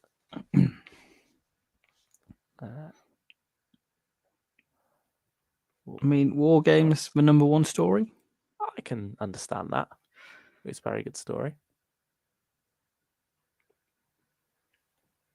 I mean, I'm quite surprised Enemy of the World below Web of Fear, because I thought Enemy of the World had a big resurgence. Going, actually, this is actually better than Web of Fear. How much further down is it? Are they quite close to each other? It's Web of Fear, Evil of the Daleks, then Enemy of the World. Oh, Enemy of the World's definitely better than Evil. I'd say Enemy of the World's probably my second favourite Troughton. It's got a lot going for it, hasn't it? Yeah. I mean, it's something so fresh for the 62. And yeah, it's got an injection of energy, and certainly you can see why it is much more loved now than it was before, with how well directed it is by Barry Letts.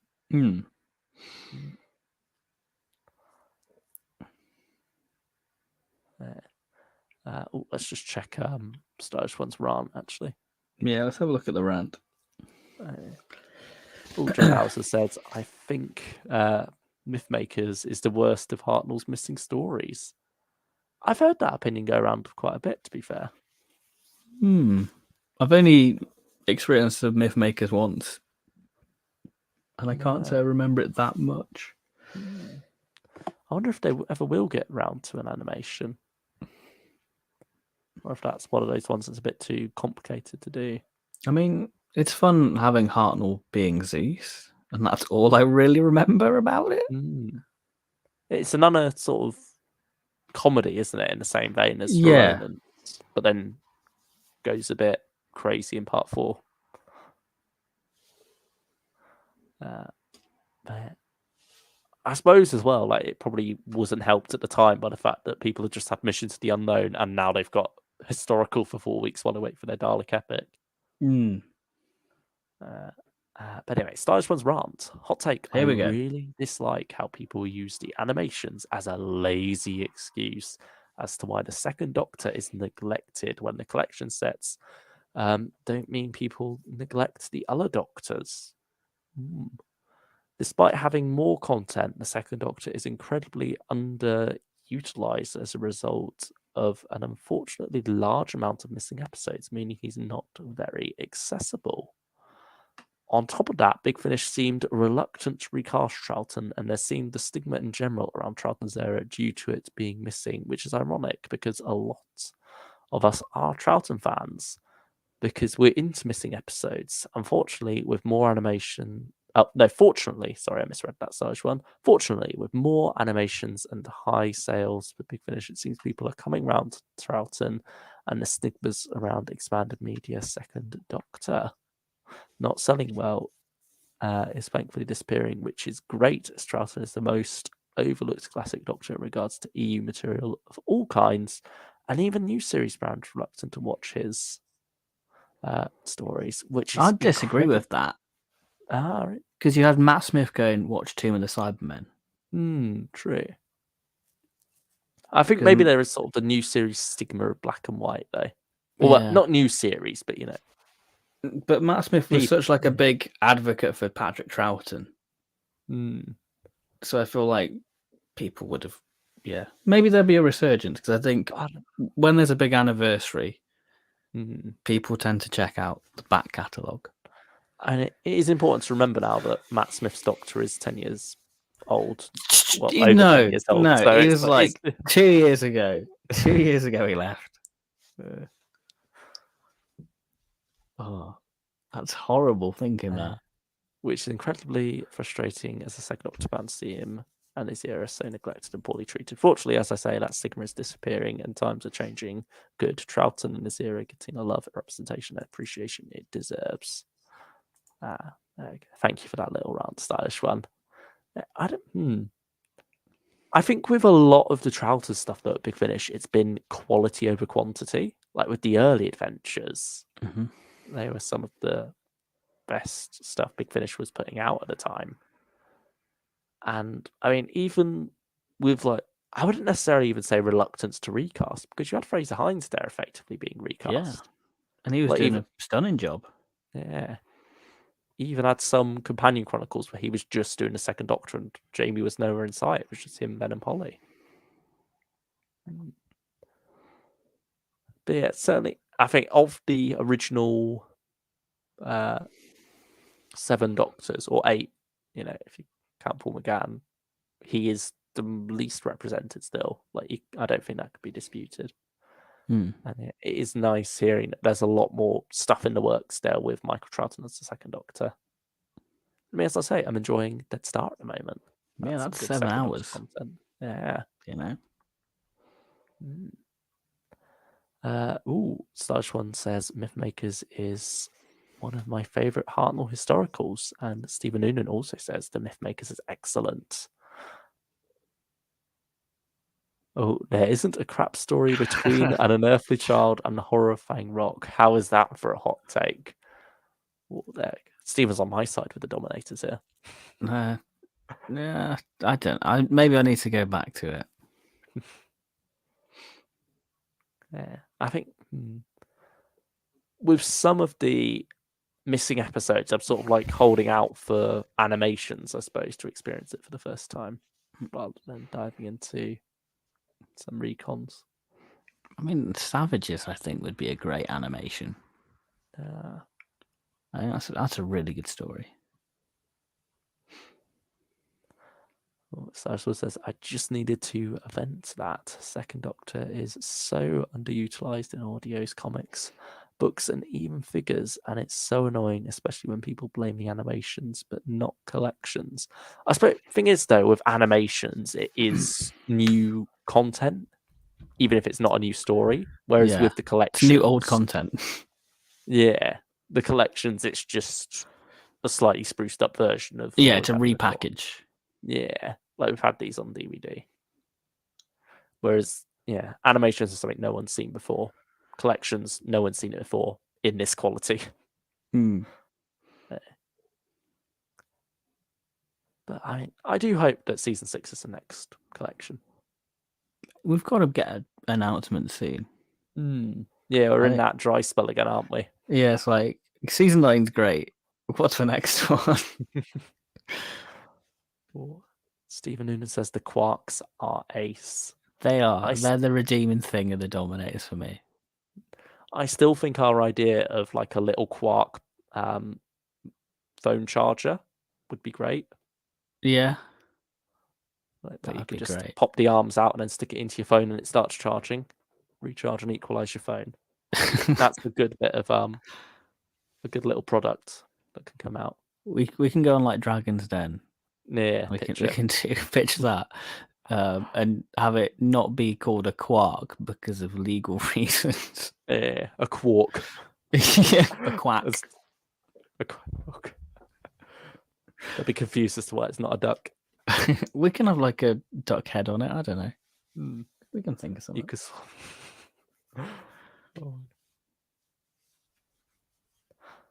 We can go from children being abused by having to operate the suits to choosing children being abused in factories, having to make them. That took a dark turn. Happy bank holiday. Happy Easter, everyone. If you're enjoying your Easter eggs made by slaves. Stop, my boy.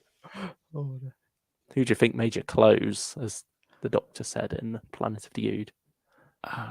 There we go. To be fair, I'm pretty sure Easter eggs are fine. They're safe from that, I hope. No ethical consumption under capitalism, but anyway, we're going political again. Yeah, we've got a thing for that tonight. Yeah.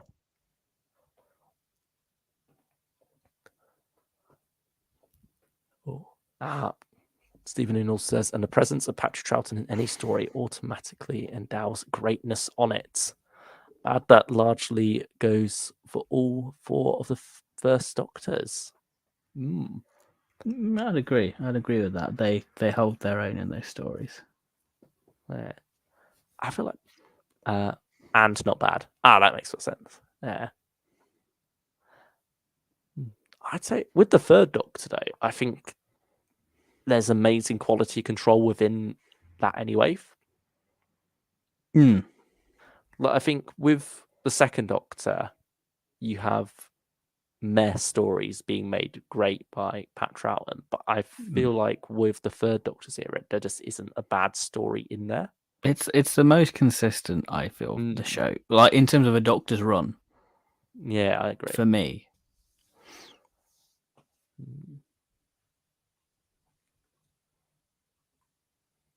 Oh, there we go. Stylish One has put the question to Stephen Noonan to settle it once and for all. Which side are you on in this battle? Are you on the Invasion fan or Power of the Daleks fan? Stylish, I love them both. He's both citing it. Damn. There we have it. There we are. We'll have to put a vote. Tiebreaker. We'll put a poll out on the community tab. Get people to decide. Yeah, it's all good.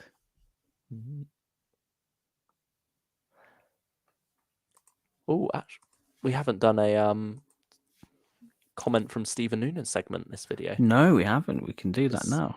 Yeah, we did have a little one on the which biscuits are the Doctor's video, because a video I'm oddly proud of. You got a nice bit of editing in there with the different biscuits on each side for us. Yeah, it was a pain trying to find images of biscuits. Oh, I know what you mean. Yeah, it was a bit of a challenge making that thumbnail. Yeah, I can imagine.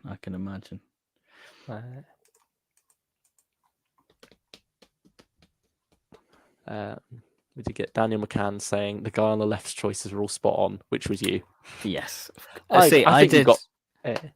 Yeah. Go on. I think you did have better choices than me, to be honest, in hindsight. You did better towards the end. But yeah, there were certainly a few times where you came out of and I was like, that's a very good choice. I wish I went for that. I mean, even saying it out loud in the video, I'm pretty sure. Yeah. You can see how much research I did for that and how much scientific biscuit eating I did. Yeah. You like ground it up into crumbs, tasting it in different forms. Yeah. And like, I'm getting a bit of heart oil in that bite. You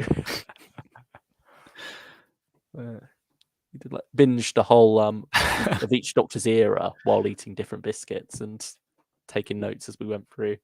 Well, that's a bit sickly, like Colin's coat. That's a bit much. That fits him quite well. But anyway, Stephen Noonan says biscuit connoisseurs, eh? Both words, migajons, are not your actual pterodactyl, but your actual French.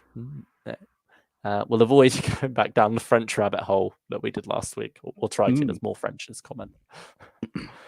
I think you've made exceedingly good choices for each of les docteurs.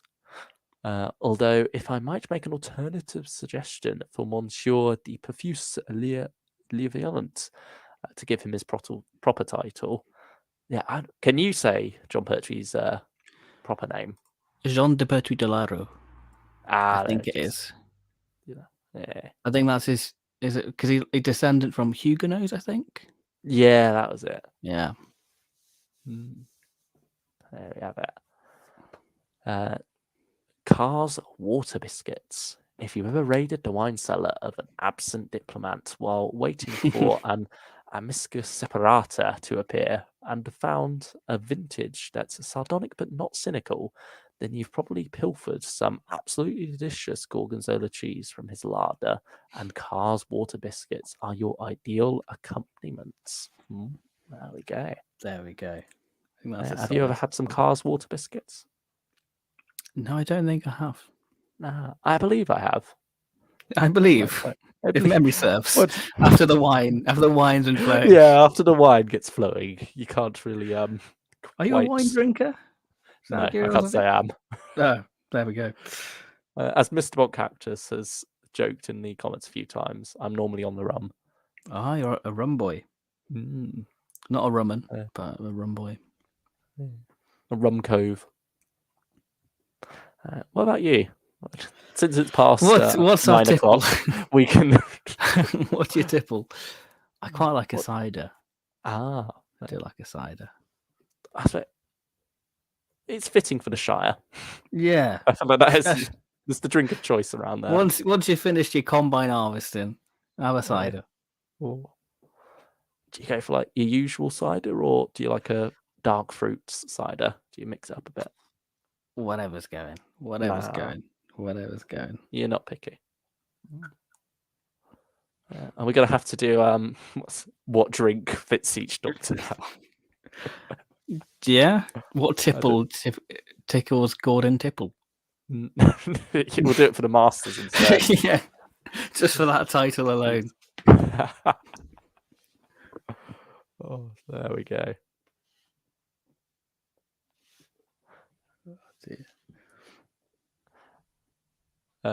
Best, possibly the only biscuit joke in Doctor Who. Chronotis, crackers, Tom Baker. Oh, sometimes. That's a good little one from Sharda. Sharda's full of loads of witty little jokes like that. I mean, it's Douglas Adams, is what you expect. It's a shame. It's a shame Sharda never got out there. I mean, it got out there in so many forms, but never. It's a cracker. It's a cracker. And it's even better. Yeah, there's a pun there. It's even better having the actual It's a water 6-part. biscuit. It's a water biscuit. It's even better having the actual 6-part version now on Blu-ray instead of like the big movie version. I do wonder if it's turned out better thanks to like having to wait for that.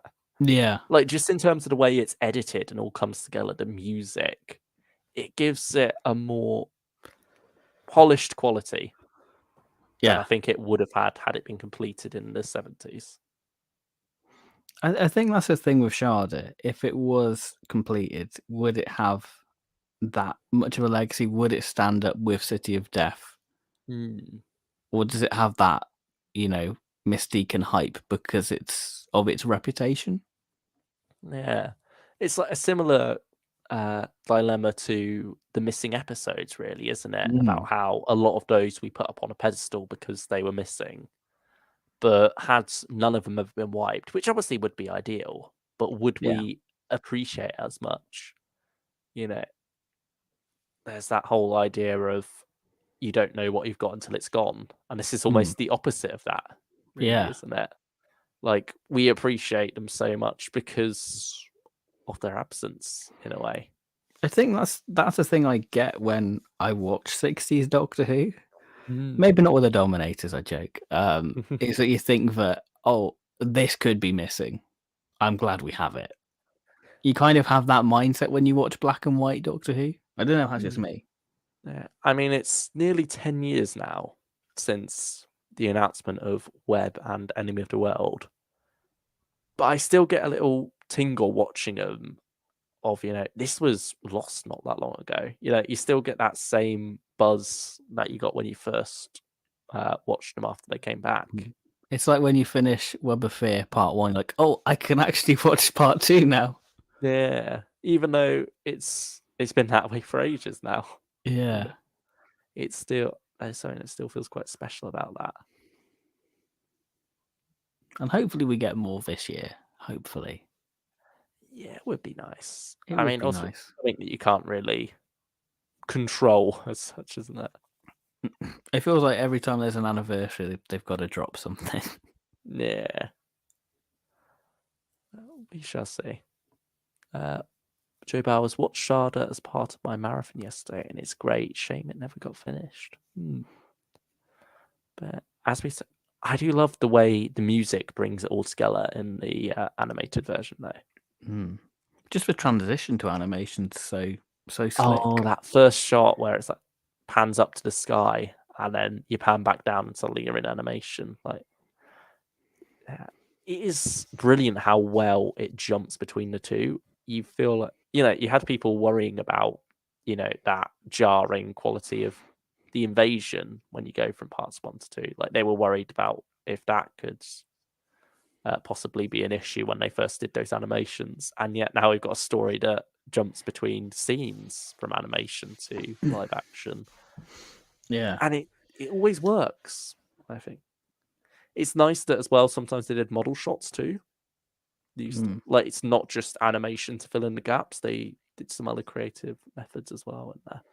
It keeps it in keeping with like how it's like what they did with the Power Recon, but they got like the Hertz Dalek figures and recreated that for like the recons and stuff. Like they're trying to keep it of the time, really, aren't they? Yeah. Or they did have some little Easter eggs, didn't they? Like with the prisoners. Yeah, and like the car number plate saying, I think it's JW13 or something like that, or Whitaker 13. So I get that feeling, Ben, watching Faceless Ones. It was the first recon I watched, and be it animation or recon, I still get that magical feeling watching part 2. I love the Faceless Ones. That's one that's not talked about enough. Good old Malcolm Hulk there. Is Paul McGann animated version of Sharda available to watch online anywhere? I don't think know. it is. Maybe it was on like the old BBC website, but that's sort of gone through a lot of tinkering, hasn't it? It's no longer supported. I think most links you click on just send you to the homepage of the new website. Unless you go on like a Wayback Machine that's archived it. But then again, I don't know if it's because it's Flash, whether that's supported anymore. Yeah. But I think it is on the season 12, bloody hell, season 17, got my numbers wrong there, Blu-ray, isn't it? No, not the McGann. Oh, is it not? Was it on the Sharda individual Blu-ray? Or was it not there either? Exclusive to the Steelbook. Oh. Maybe that's the only place it's available to watch now. I imagine if they did a Wilderness Years collection, it'll be on that. Yeah, that could be it. I put out a community poll, Luke, when DWM has let many Charlton fans speak and vote for Power is better than Invasion, making it the winner. We put out a community poll because someone voted 1 for Invasion to skew the results. That's why. Oh, dear. We bring balance back.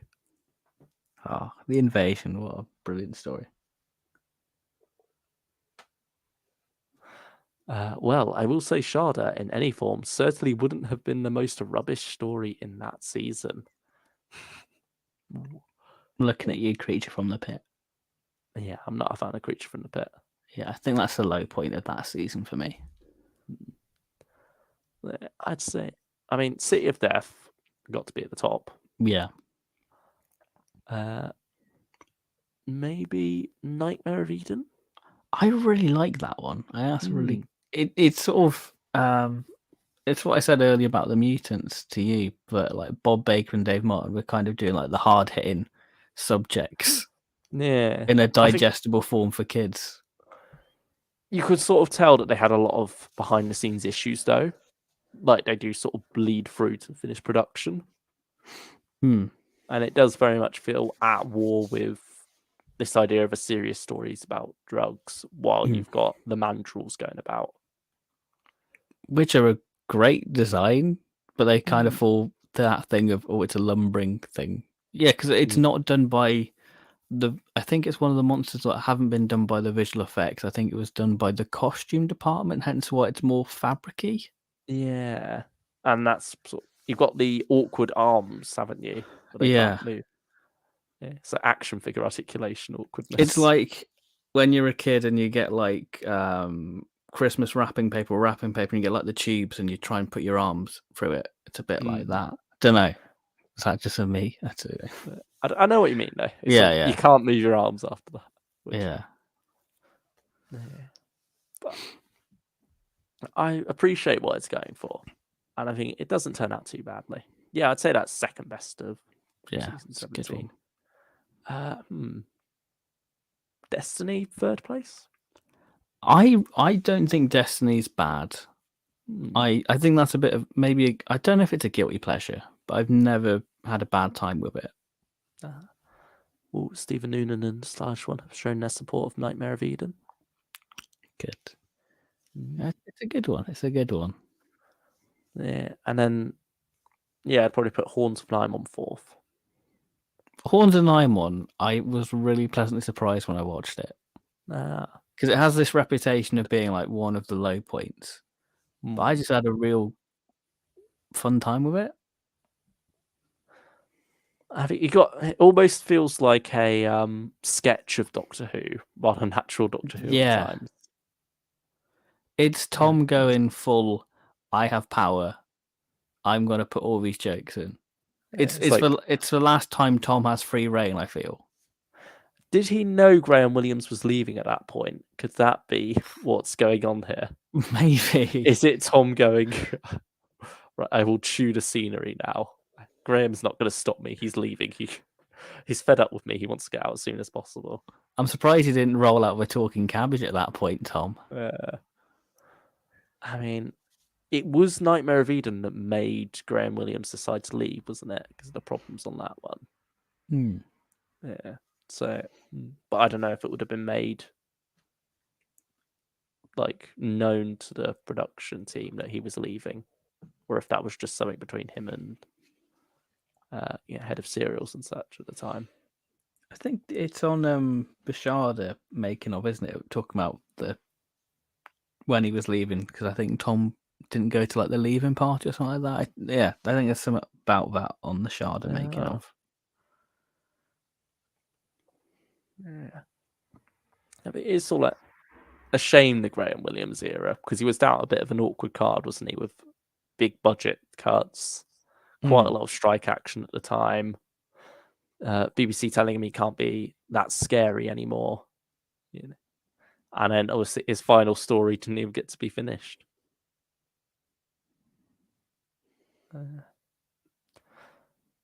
Stylish one. Haunts of Nime on Target novel is great and fixes the issues of poor production values and hammy acting. It's a great story as a Target novel. Who reads that one? They've done an audiobook of that one, I imagine. I imagine it's John Coleshaw. Probably John Leeson doing the K9 bits. I mean, John Coleshaw probably can do a good K9. Yeah, that's true. He could do a good everything, really. Yeah. He could do a good Sarah Jane. Yeah, surprisingly. Have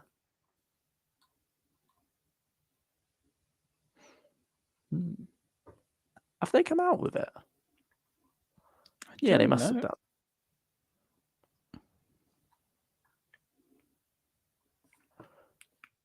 No, I can't seem to find it.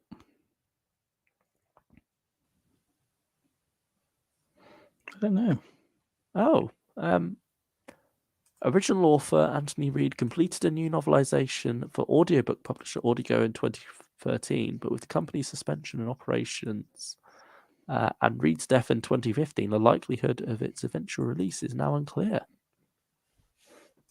I guess that's a bit like the Unearthly Child audiobook. Oh, yeah, they did like a new one of those, didn't they?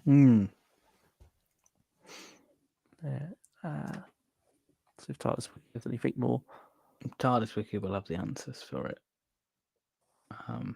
TARDIS Wiki has nothing when I search audiobook. That's a shame. Oh, here we go. DVD releases, video releases. Nothing about. But I don't know if they keep that separate or not. Let's check the chat. Has anyone said no? Fun fact: an Awfully Child audiobook by Audigo is lost. The new missing episode getting lost just entered. media. Yeah. Even now.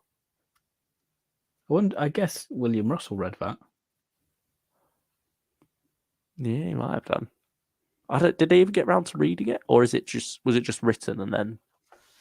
I have no idea, because I think this was like a lockdown thing. Phantom Films did like Zoom things, and they had like James Goss, John Peel, and I think Nigel Robinson on there talking about like the book range and stuff.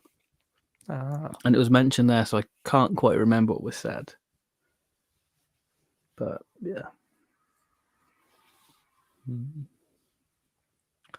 Well, Stephen Noonan says if you watch Genesis of the Daleks followed by The Haunt of Nimon, you get a particular realization of the flexibility of the program, whether you like it or not. That's a tonal whiplash, isn't it? Yeah. I mean, some would argue you get the same if you go straight from Genesis to Revenge, the Cybermen. Revenge isn't bad. Revenge is a lot of fun. Yeah. But it does suffer a bit from being straight after Genesis. I think any story would have that.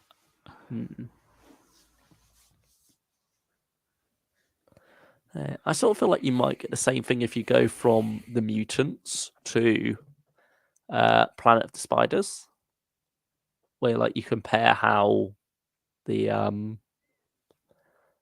like native village in Mutants is done compared to the village in Planet of the Spiders.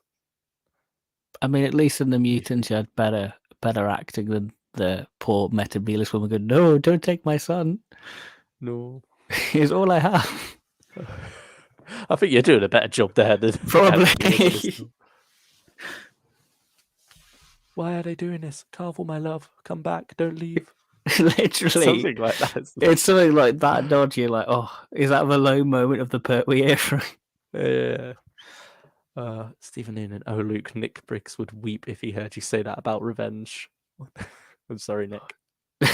I prefer Return, and Nick worked on that one, so I think you covered. Yeah, you're covering yourself there. Cover yourself there. Complimenting him while insulting one of his favorite stories. It's good Sunday afternoon viewing. Revenge. It fits that, like, you know, you're a bit worn out after a long week. You don't want something that's going to take too much out of you. So you can stick on Revenge and enjoy it. Hoover, a small collection. Don't take my son. That's gonna be a new meme. Stylish one's gonna clip that out. I think the thing it's that weird thing what Death to the Daleks has got. It's got the music doesn't do the story any favors. I do feel like they're sort of sister stories in a way. Yeah, but both Michael E. Bright directed them. Yeah. Yeah. I don't know. To be fair, Death is quite well directed. Yeah. But I love how Michael E. Bryant was able to improve on Colony in Space, because you do have that similar thing of the natives. And so with that, you can see how much that design or concept, at least, was improved upon now with the Exelons in Death to the Daleks. I mean, he definitely mastered the TARDIS materialization from Colony. It's true. It's just from the pop. Yeah. I suppose you could say that was just because the Doctor was messing about with the TARDIS at the time. It's them damn Time Lords again, you know. Actually, you never saw the TARDIS materialize and dematerialize in Death, do you? You get the impression, don't you? With like with the console room. Yeah, it happens inside the TARDIS, but I don't think you have a shot of it arriving outside. But again, that's beautifully shot. Oh, part one. Part one and like the night stuff. Oh, really good. Yeah. Stephen Noonan, Revenge was the only bloody VHS for ages, so we were forced to like it. With the wrong Tom and the wrong Cyberman on the cover. I think that was my first VHS as well, actually. Ah. Did you get that before or after your first DVD? I got it. I think it was my second Tom Baker. I got Genesis, and somehow I managed to get Revenge after without any prior knowledge. No. That ends up being quite fitting. Yeah, it worked out quite well. Wasn't Revenge the first VHS because fans at a convention voted for two? The BBC checked, found it was missing, released Revenge because it had a similar title. Yes, we all filled in a form at Longley in '83. I feel like Longley. It feels very BBC. Longley feels like the sort of Doctor Who, like Woodstock, and it feels like if you had a TARDIS, you'd want to experience that. Mm. Yeah, that's like the first proper convention, I suppose. Yeah, And I think that was what John first Nathan time Turner brought to the show, wasn't it? it was a commercialization. I feel you start to get Yeah. that. And he knew how to market. I mean, here's a question: do you think JNT should have left after the Five Doctors? Oh, I don't know. Maybe Eric Saywood should have. It's sort of hard. Things get a bit messy at times, but I don't know if all of it comes down on JNT. I think if JNT was to leave, it would have been there and then. I think he would have been able to jump onto, his soaps. Yeah. I mean, certainly he wanted to leave at many different points. Yeah. But yeah, would we have gotten the McCoy era that we did if JNT hadn't stuck around? Because otherwise you might have had a different producer come in who wanted to do something completely different with that. Because, I mean... But you might not have had McCoy or Colin. Yeah. This is sort of the domino effect. You lose them. Yeah. I mean, Stephen Noonan says, yes, Ben. But I said, It just feels like for us, the it's last different. high for him, though, I feel. For us, it's different because we're looking back here as that's what it is. We didn't live through that time going from Peter to Colin to Sylve. We just have all the stories at our disposal now. We could just cherry pick the good ones and sort of ignore the bad ones. But for Stephen and others of his generation living through that time, you're forced to go through them all or just stop watching Doctor Who in general.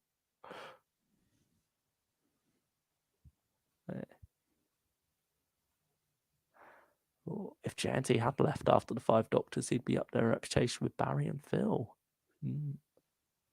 Yeah, it probably was the Colin era that really knocked it down for him, wasn't it?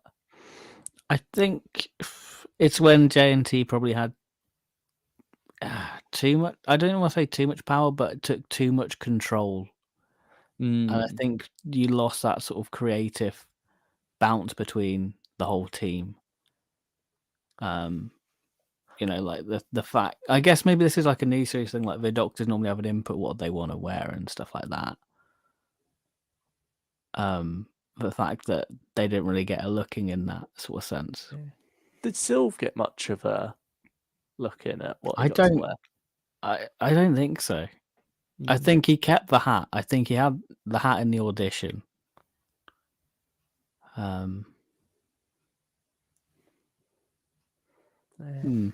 don't know.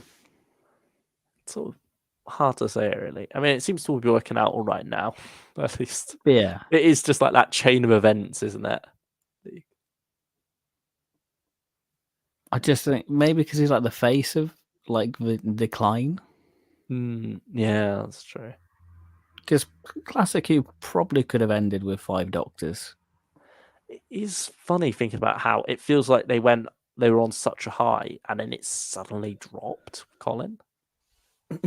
But I suppose it doesn't help that you got Michael Grades gunning for him at the time. Yeah, I guess Warriors of the Deep is where it just the end of Classic Who in a way. Yeah, that was right after 5 Doctors, wasn't it? But I mean, you got Margaret Thatcher to blame for that, calling a snap election. Getting political again now. Oh no. We always come back round to it. Yeah, somehow. Yeah, would the country be better off if Margaret Thatcher had left after the 5 Doctors? Jeez. Oh dear, oh dear. I mean, that's 10 years since her death the other day, isn't it?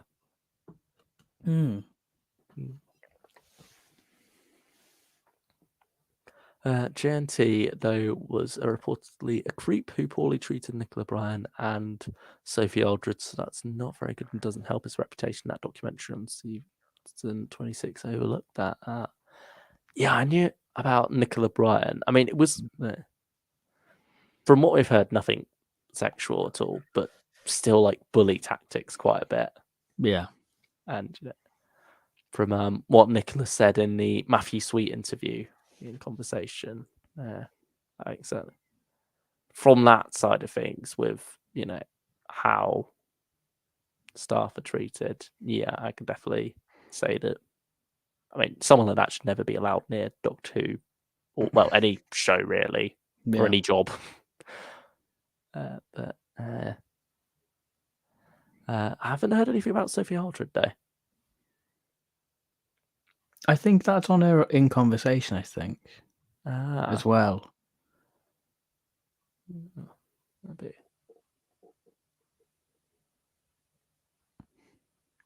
Yeah, I'll have to take a look at some other in Conversation soon. Yeah, because I think that the documentary on season 26 is kind of highlighting the good. I guess with those documentaries, it's more of a celebration, isn't it? But I think with JNT, there's some grey area that hasn't been. I mean, he's got like The Showman, doesn't he? The documentary. Yeah, I mean, I think there's a book talking about it. And I know the Who Shop refuses to sell it because I don't want to sully his name. Yeah. Well, it's probably not the best place to discuss this here. Yeah. Yeah, there's certainly a lot of shades of grey there.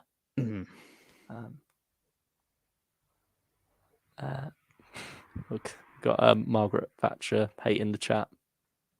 No more than she deserves. Would the country be better off if Guy Fawkes just blew up Parliament? Let's be honest, probably. Has Whovian with small collection. Let's not comment on that. We don't want to get put on a watch list. Yeah. Joe Bowers, I know Sophie and JNT clashed during production of Remembrance when she was adding badges to a jacket without clearance, causing copyright issues. I can see why that might be an issue. Yeah, I suppose it depends like how far JNT took that though, and how he reacted. A lot of out of context clips here, so stylish one. Dear. We're giving you gold. All the way from Voga.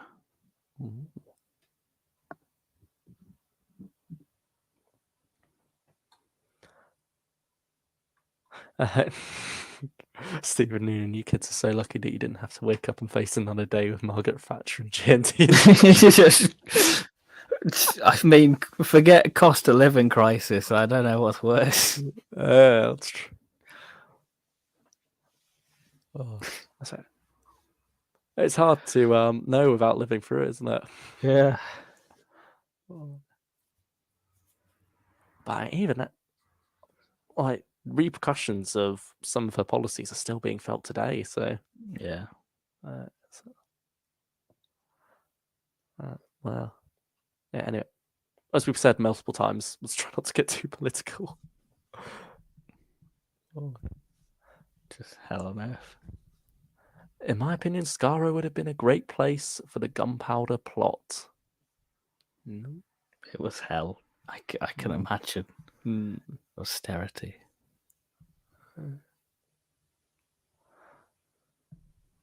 Cost of living crisis. Everyone in the UK has to drink Costa under penalty of death. Oh, that's another one. Do you prefer Costa or Starbucks? Or Pret a Manger? Pret a Manger is a bit of a... It's a bit of a treat. It's a bit of a treat. Not if you're James. Not if you... No, James likes a Pret. I see. I've turned to the Starbucks side. I was a Costa person, but then I discovered a caramel macchiato, and I was like, "Oh, this is my drink now." I think I'm more on Starbucks just because not Starbucks, Costa. Oh, Because there's no Starbucks around me. oh, peasant. I should start going to Pret now, so there's more of a divide. Oh. But I mean, you can't go wrong with a Greg's hot chocolate. Greg's is an underdog. Mm. This is where we've turned. Yeah. This is what Margaret Thatcher does. Like, I mean, it's cheaper and it's nicer. A lot of the stuff. Mm. There's a wonderful line from Bambera in the first episode of Unit Brave New World, where she says about Greg's. Yeah, she plot development. She goes to Greg's. Oh, that's the story you all want.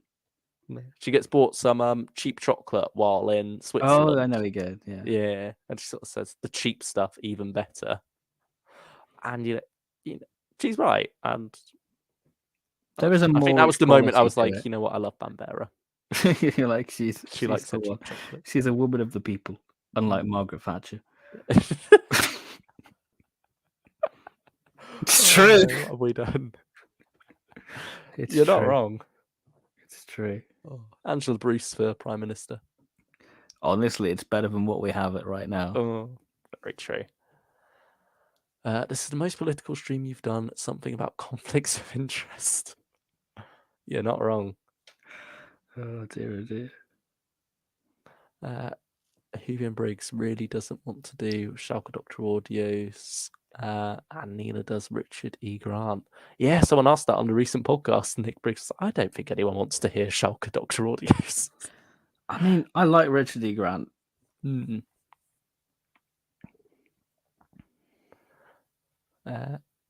Has he done it? He's not done anything Big Finish, has he? I don't think. No, I don't think he has. Mm-hmm. Which story featuring Alice Krieger do you think is her best? Phantoms of the Deep, Death and the Queen, Unit Shutdown, or Friendly Fire? I think I know my one. Death and the Queen? Yeah. Or I do quite like Phantoms of the Deep. I think that might be her best role, Death and the Queen, from what I've heard. I can't remember her in Unit Shutdown, to be honest. Oh, no, yeah, I can. I was thinking of Unit Silence. That's what threw me off.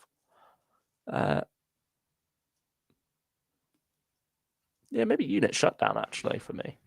Yeah, okay. Not a huge Death and the Queen fan. Coming soon after Ben and Luke versus the Black Hole, Ben and Luke versus Prime Ministers, or Ben and Luke trying and failing not to get political. I mean, I can say this: we've outlasted many Tory Prime Ministers. Yeah, Big Finish fans has been going on long. 2015. Yeah, we've said goodbye to pig. Expletive. I thought you were just calling one of the prime ministers a pig, to be honest. I forgot about that whole debacle. Yeah, well, to be fair, David, that the Tory parties are pigs, so, you know. I mean, they just seem to be able to shrug off any debacle, really. To be fair, Boris did, and then he finally got unstuck. But that's another stream. The Boris downfall. Maybe we should tier this prime ministers. Oh dear. I think each time a new one comes along, we'll have to add a new lower tier, because that's the direction we're going. Human standards are just not existent here. Are they even people at this point? Now that it's coming out this month, are you excited for Rani Takes on the World? Last Hubian Small Collection. I listened to the extract. Okay. And I really liked it. I think I might have to pick it up now, actually. All right, okay. Maybe I just won't pick up 8th of March to even it out. I mean, you'll get 8th of March eventually, because you'll be like, oh, I need it for the Tom collection. Yeah. Yeah, I feel like I might have to get Rani Takes on the World now, actually, because it did get off to a good start. I think it was just last week, wasn't it? We were saying. Yeah, we're like, no. We were like, yeah, the Wormwood news, that's all right, but we're fine. We're not picking it up. We're fine. We can live without it. In the novelisation Doctor Who and the Crusaders, Susan has married David Cameron. Poor sod. Oh, Don't know what that says about Caroline Ford. oh dear. Damn. Would you buy a Rani set of it if it included Martin Truman and all the power of the stars? That's Russ Abbott, Was- isn't it? So yeah, sure. Yeah, why not? Why not? I mean, people are all into the horoscopes now, so yeah. I think now was the perfect time for Yeah, that. that's true actually. With an app, maybe. Yeah, Martin Truman can have an app. there's an app for that.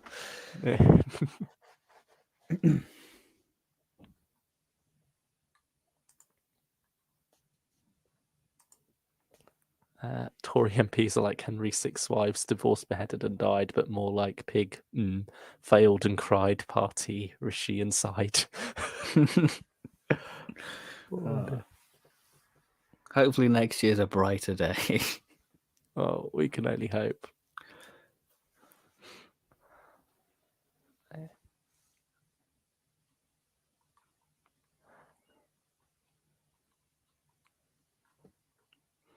But what an eventful few hours. It's been a good fun. We never asked what we've been up to and how we've been. Yeah, we just dive straight into it. Yeah. But What have you been up to? How you been? Been all right, yeah. Been Try to not any to get protests lately? any process. Well, you know me about taxes, on Pluto. Picked up any politicians throwing them off the top of a building lately? That would be very profitable. Some makers goes hard, doesn't it? It's Robert Holmes just having a good old vent, isn't it? Yeah, that's it, really. Yeah. The politics of Robert Holmes are interesting and all over the place. With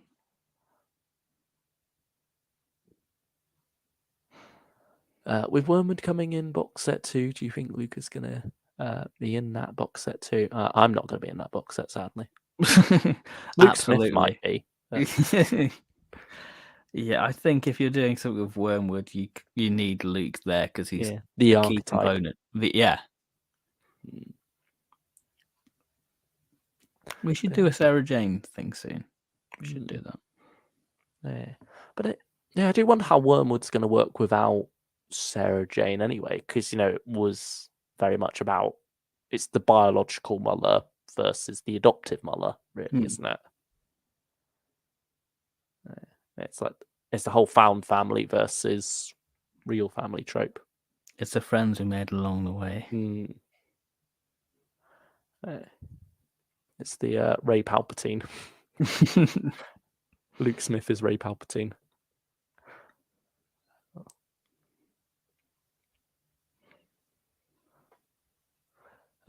Stephen Noonan, might I just say how much I love this is Stylish One saying this, by the way. I love the fact you interact with the community so much. It's great. You're so down to earth and a great person, it seems. I concur. Meanwhile, Stephen Noonan says Robert Holmes thinks everyone's a whacker. And a W anchor. Oh, love him. Everyone's a sea devil. This is our planet. Robert wrote the best Second Doctor story, Space Pirates' iconic Queen Diva moment. I mean, at least he didn't write Prisoners in Space. Oh, that's true.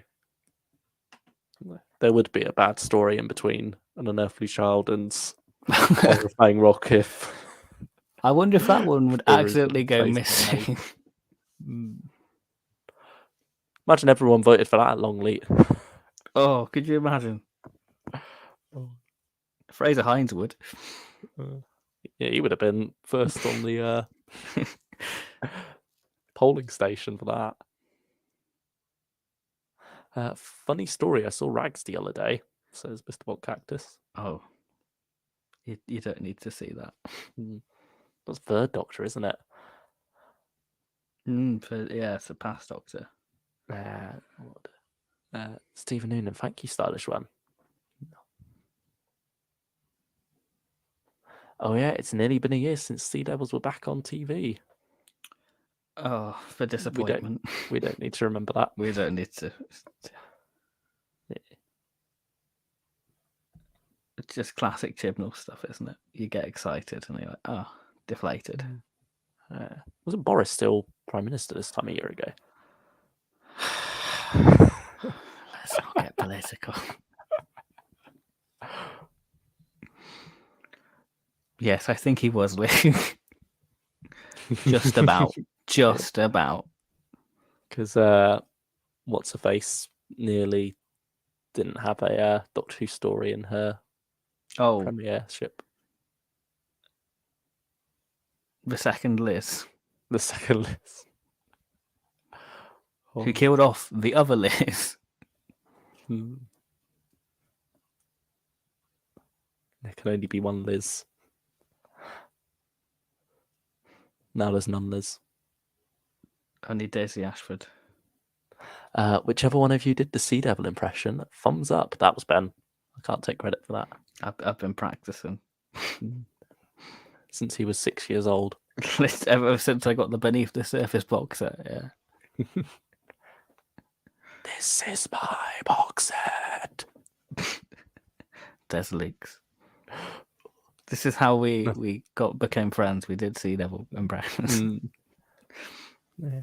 We were wearing our costumes on the Isle of Wight one day.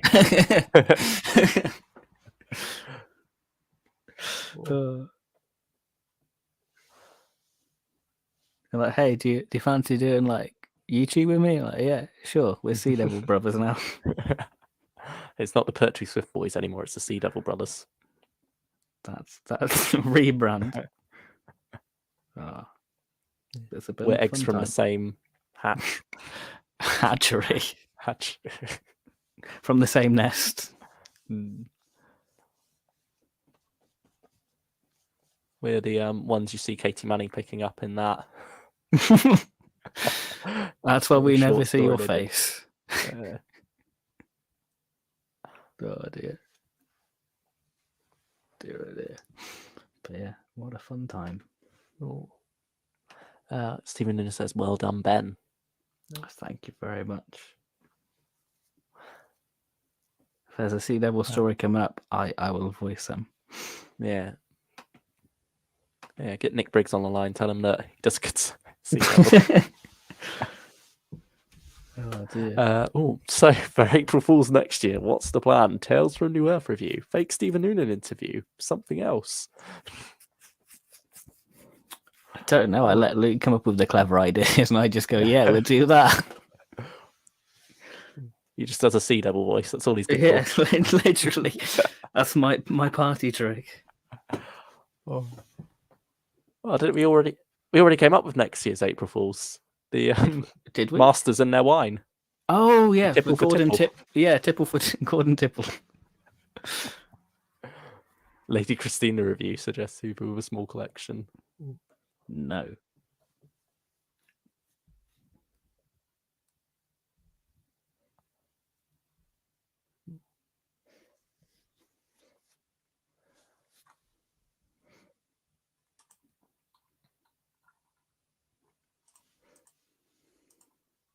Yeah. I don't know if there's any joke reviews where we do read. No. I think with the April Fool's things, it's nicer to do something like what we did than a typical just clickbait, clickbait news announcement, really. There was a few of those going around Twitter. Yeah, like the River Song one. Yeah. You have to do like a double take. I mean, when it's completely ridiculous that it's an April Fool's before you've even clicked on it, it's fine. But even now, though, it's like hard to tell. Like, if they'd announced Russell was coming back on the 1st of April, everyone wouldn't have believed it. Well, people used to joke about David Tennant returning to Doctor Who as like a new incarnation. Yeah, now look at us. Now we're living in that world now. Yeah, it's like anything's almost fair game at this point.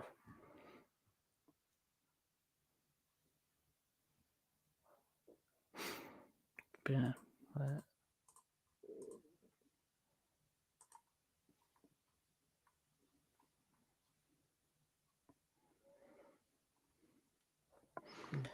You've been enjoying all the Star Wars Celebration content.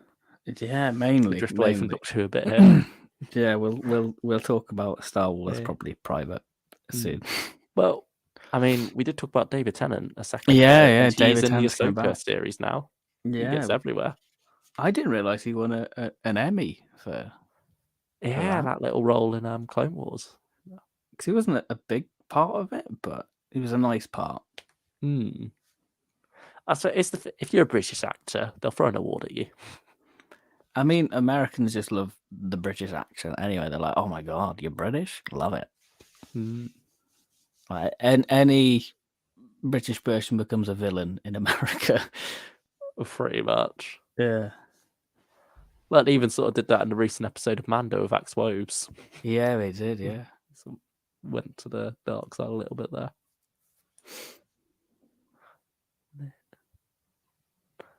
I mean, unless it's Andor, in which case just everyone's British. Yeah. Filmed in the Destiny of the Daleks location as well, so ties into Doctor Who as well. That's true. On topic of Sea Devils, I'm almost on unit assembled. You poor thing. Yeah. Yeah, can't say I've got fond memories of that box set. That's another one that took me ages to get through. Yeah, there's only 2 good Sea Devil stories. Yeah, they sort of like seem to have been a one-hit wonder, really. Or 2-hit, but... I think there are certain things that should just stay one-hit wonders. Is there anything that's still a one-hit wonder? Wait, the Monoids came back in something, didn't they? Yeah, they come back in a Bernice. But I guess if you kind of exclude expanded media, there's a fair few, really. Yeah. I mean, until the 50th, the Zygons were always like the one-hit wonder that felt like they'd been in more, wasn't they? Like the recurring villain that didn't recur. Yeah. I mean, I'd say Sutek should probably stay a one-hit wonder. But then, like, the Beast having Gabriel Wolf, that connection, you're like, oh. Yeah. It's like a nice little connection for those who know. But it doesn't ruin either of them. Yeah. Right. I was so hyped. Now I'm like scared. I mean, hopefully you enjoy it. Hopefully it was a full collection. Yeah. But we didn't. It's got questionable choices. Yeah, it's got questionable choices. It's all like the start of them going more individual with the episodes as well, rather than it being one long story. Yeah. Because the serialization was much more strong before that. Dravins are a one-hit wonder, right? No. On TV, yes. But... No, they're not. They're on Bernice Audio. Oh, but I mean on TV, though. Oh, on TV, yeah, they're a one-hit wonder. Unless you count the Pandora Opens. They're technically in that, but off screen. Yeah. And to Pterodactyls as well, actually, yeah. Yeah, that's true. I mean, you don't quite have them in the what's the The Awakening. But it's tied to their mythology. Oh yeah. And like even the Malice does have the look of a pterodactyl as well, doesn't it? A little bit. Yeah. Not quite, but the face has some similarities to it with reptilian nature.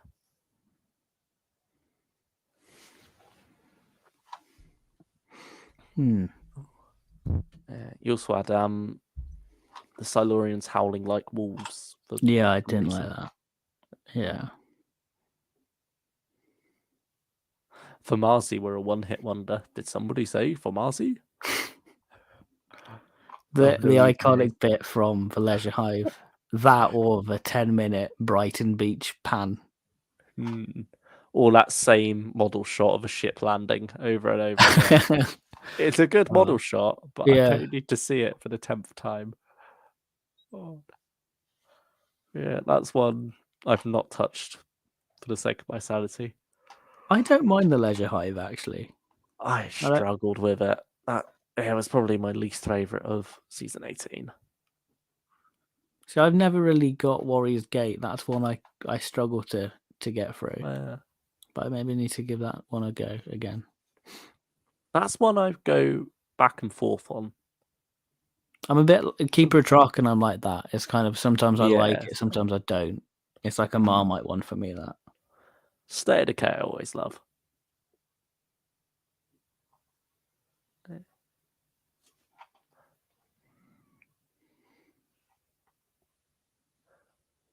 Oh, Nick Briggs actually apparently isn't a fan of State of Decay. Oh, I like State of Decay is like a nice fusion of Hinchcliffe and J&T, Bidmead Science. I love State of Decay. You forget Adric's in it. I always forget Adric's in that one. Yeah, that's true. I mean, he's sort of like doing the tomb ship thing, isn't he? Yeah. Hiding away for a good while. I think that was his first one, Matthew Waterhouse, that he recorded.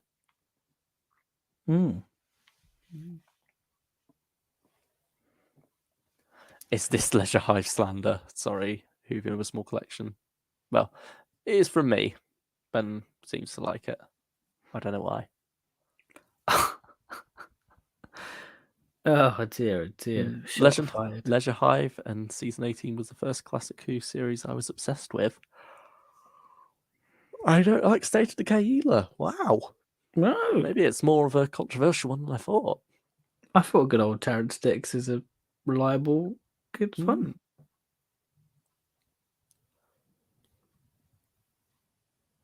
Cheetah People weren't in a Benny audio, but an actor was. Indeed. I love all of season 18, just saying. No, Stephen Noonan's not entirely on the J&T hate train then. No. I don't. You more of a season 18 or 17 fan? What, me? Yeah, well, anyone. But yeah, I'd say 17. Ah. It's the last bit of fun for Tom, isn't it? But then again, I always think Tom isn't that fun in season 18, but there is a warmth still there with Tom. Yeah, it's a memory cheats situation, isn't it? Yeah. 18, I'd say. You just think season 18, he's just doesn't want to be there. He's drunk. He's going through a hard time with Lala. Like, yeah, it's just a rough time for Tom. But I think he's recovering from like Spanish flu or something like that. Yeah. That's why he was recovering from a dog bite in 16, wasn't he? Yeah. Dear, dear. Oh, Tom is brilliant in season 19. I mean, he does technically pop up at the start of Castrovalva. Yeah, that's like the first pre-title sequence in classic Doctor Who, isn't it? Second being Stephen Noon has corrected it to 18 now. Season 17 has one good story and it got scrapped, so they remade it 10,000 times in multiple media types. I feel like I prefer 17 tonally, maybe, like as an idea, but I think 18 has the better stories. Yeah, but like when it comes to expanded media, like Big Finish in particular, I prefer what they do in the 17 realm than the 18 realm. Oh, Heavy Small Collection says Tom is at his best in 18.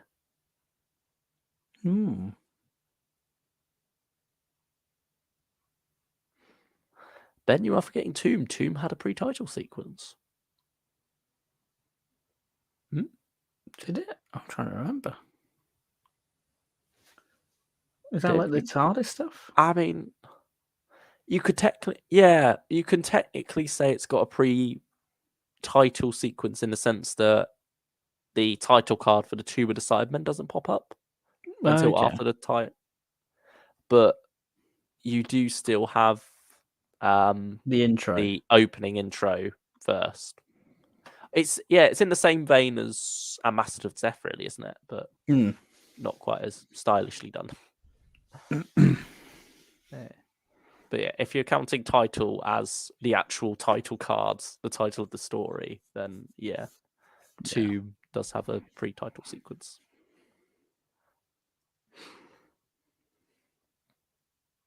Oh, Stephen Noonan, I hated season 17 when I was 11. Ooh. Those memories are hard to shake.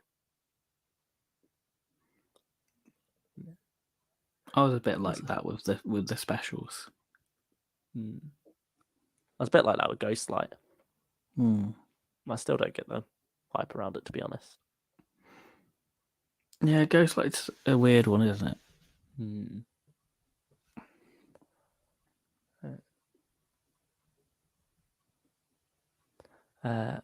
Snowflake, I recently listened to Fright Motif and Planet of the End. Both are fun stories. They are 8 out of 10s in my book, Girl Deconstructed being an 8.5.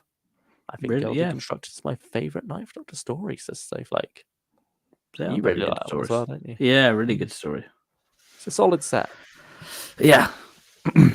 Solid. Yeah, I think that's one of the good Eccleston sets, I think. Yeah. Maybe my second favourite one they did. I think Old Friends and then Respond to All Calls. Stephen Noonan mentioned earlier as well. Oh, by the way, Luke, thanks for telling me I was in that trailer once, and Future is so mysterious. Nobody knows which bits they're in. Wonder if you just get like a little piece of the script. It's just like the line, and that's it. All the lines. No. What happens is Nick Briggs drives to your house, knocks on your door with a bag, puts it over your head, and you get driven to a mysterious studio. You record a couple of lines, and then bag back over your head, back home. That's how it works with Once and Future. Yeah, I can imagine that. But yeah, I suppose I wonder if maybe part of the reason why nobody knows which bits they're in as well is because they're sort of like using them in different places as well at times. Like with bits like those regeneration moments, depending on how it plays out over the story, you could mix and match them a bit and it would work either way. But yeah, certainly with projects as big as Once and Future, I imagine there's like loads of stuff that's recorded all over the place. Like same with Masterful, wasn't it? That was done goodness knows what order.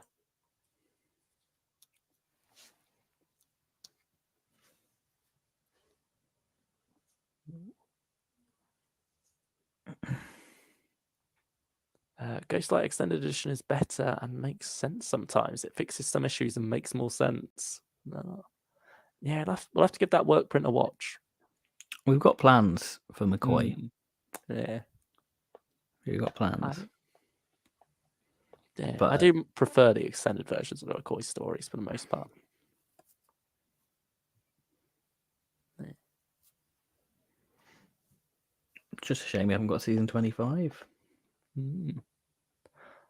Stephen Noonan says JNT actually, with the exception of Warriors of the Cheap, is pretty solid up to Androsani and arguably Revelation of the Daleks.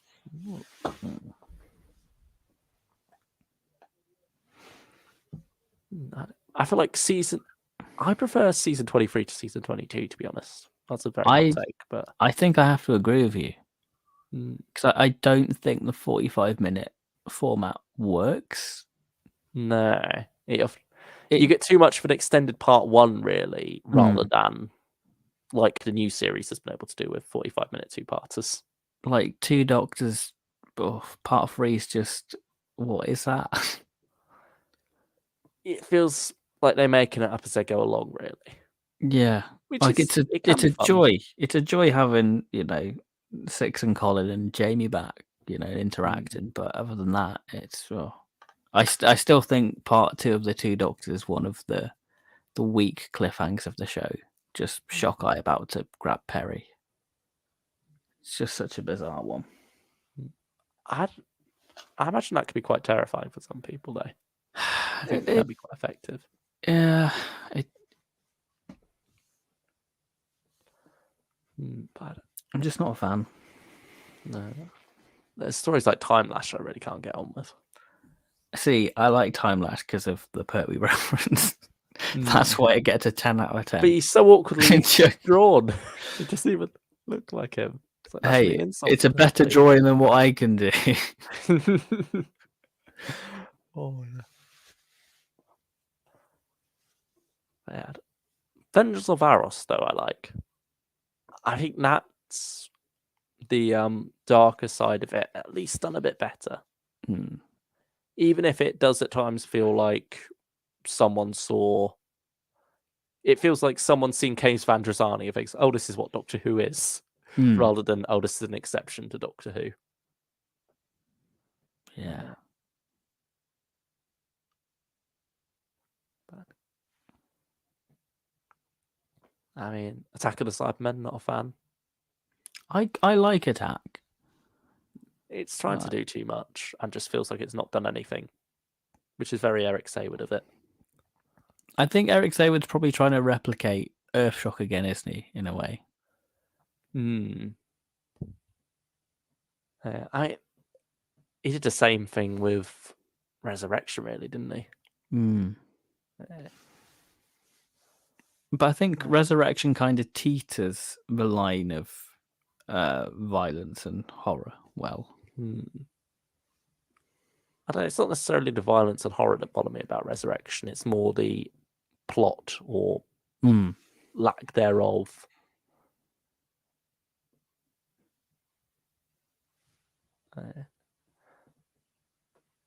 What? Mark of Durrani. That's the one. I love 22 Mark story. Durrani. I do not. I maybe because it was filmed locally. I'm like, that's my bit of classic Doctor Who. You feel protective of it. Yeah, I feel like get away. I just think it's again a bit of a mess. I like the idea of having like the Luddite, using like the Luddite sort of thing. Yeah, I just like it when Doctor uses history and puts a Doctor Who spin on it. Really, I think that's why I love the Visitation. I feel like it could have been better if the Master wasn't in it. I feel like he throws it off a bit. The Rani is perfectly fine on her own.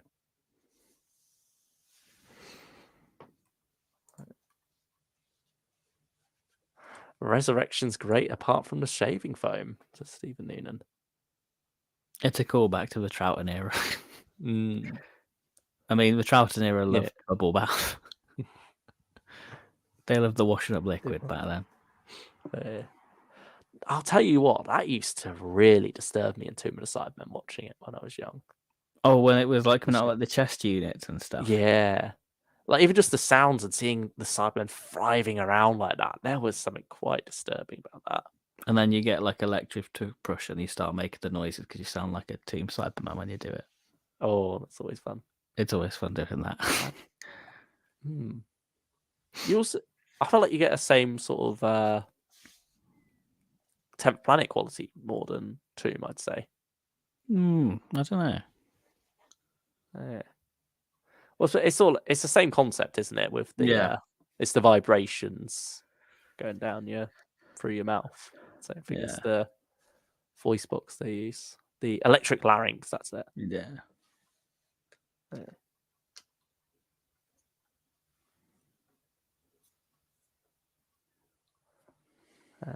we go. Stephen Noonan says, I recorded Once and Future in a godforsaken studio. The cast driver got lost in what looked like Winnerton Flats, Quatermass 2, on clean feed with David Richardson. Not being able to remember the name of the actress Sam Safford was reading in for. I'm not joking.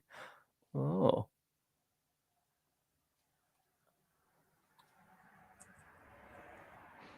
I guess we just have to wait and see to hear it all. Yeah, find out who Stephen Noonan was acting opposite.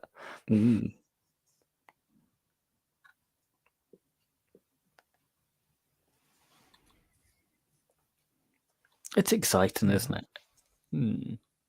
Yeah, I look forward to it. Snowflake also says, I can't wait to listen to you in Monster Future. Yeah, agreed. It feels like there's almost a blank canvas quality at the moment, isn't there? Yeah, we only know like a small piece of the jigsaw. Yeah, I look forward to hearing it in full and seeing just like where each different Doctor slots into it all. Because it's so unlike any anniversary special we've had. Yeah, I love that they're going for something really different rather than just a standard multi-Doctor.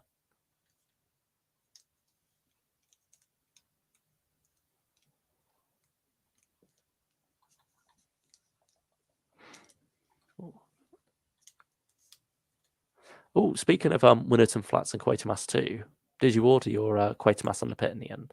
I have ordered it. Has it arrived, or is it lost in the ether with conflicts of interest? It has arrived. Oh, have you put any on yet? No, I've had zero chance since we last. It's understandable. So half the battle is won. I might watch it tomorrow. Because I think it's meant to be raining because it's bank holiday, as normally does on bank holiday. So it might be a good time to stick it on. Yeah, good bit, lovely bit of black and white. Bit of Blu-ray goodness. Yeah. Those alternative season 22 cliffhangers are so bad they're good. Doctor, are you okay? Yes, Jamie, feeling much better. Roll music. Yeah, I know. So I know the Marcus Rani ones because I saw that for the first time on Horror, and they did it as a 4-parter. That was something else. Isn't one from the two Doctors when Oscar gives them the bill? Yeah, I think that's right. Yeah, and that would be about halfway through, wouldn't it? Like, who's gonna pay? It sounds almost like a porn parody, doesn't it? Let's not get political. No. Commentary from Mark Adrani is hilarious. Asked what she thought of Anthony Ainley, she replies, "Well, one remembers Delgado so vividly." To be honest, Anthony Ainley is a poor man, Roger Delgado. Ooh, sadly so. What does that make John Coleshaw when he does his Anthony Ainley? He is both iterations.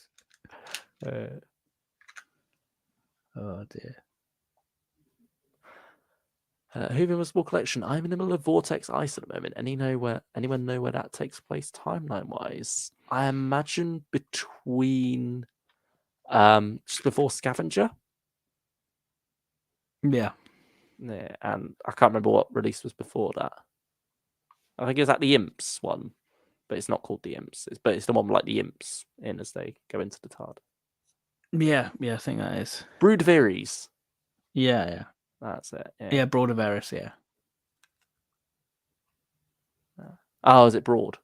Yeah.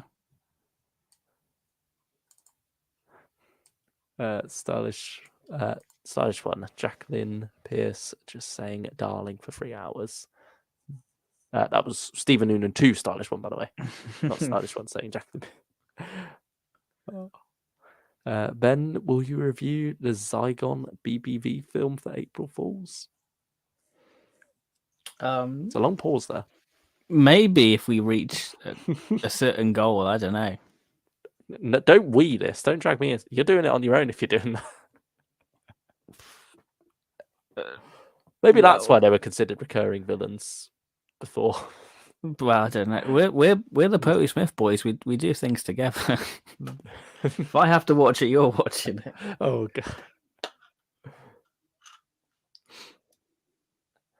Stephen, she apparently hadn't done one before. Fraser and Colin also just said several inside jokes, and there's a lot of look at that building, look at that building, look at that Fraser's ex-girlfriend.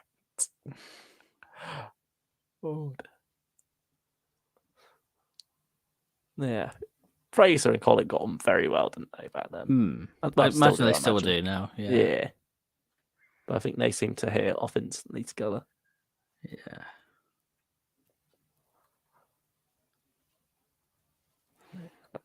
I felt it was nice to actually have a making of for the two Doctors.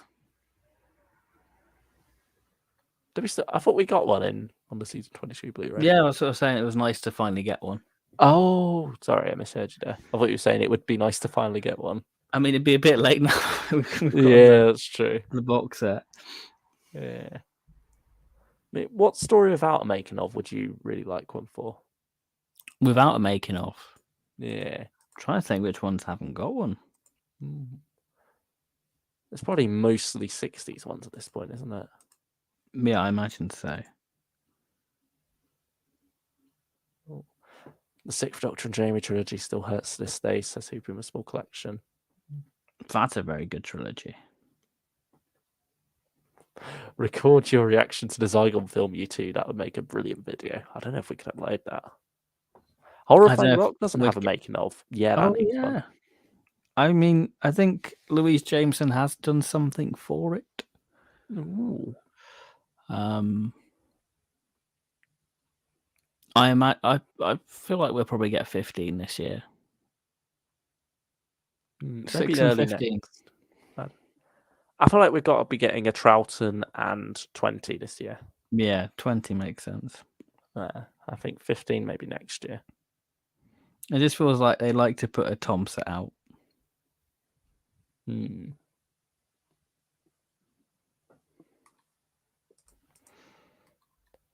I expect they've got to space their Tom sets out a bit more now.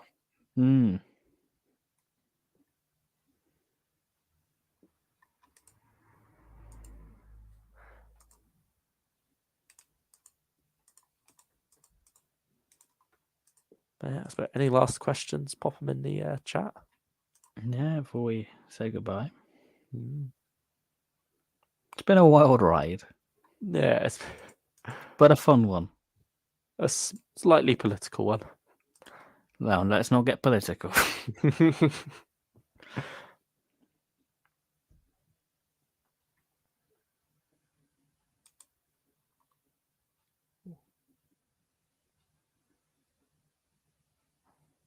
Hoovian, that's my favourite arc. It's also a full arc for Companion Chronicle 2, says Stylish One. It's like Knights Back Asians, isn't it, that one? Yes, yeah. You get a few Companion Chronicles like that. Yeah, it was nice how they sort of connected different ranges like that back in the day. I mean, I suppose you sort of had that recently with Dalek Universe, but not quite on the same level. Yeah. What is the best 8th Doctor series on audio?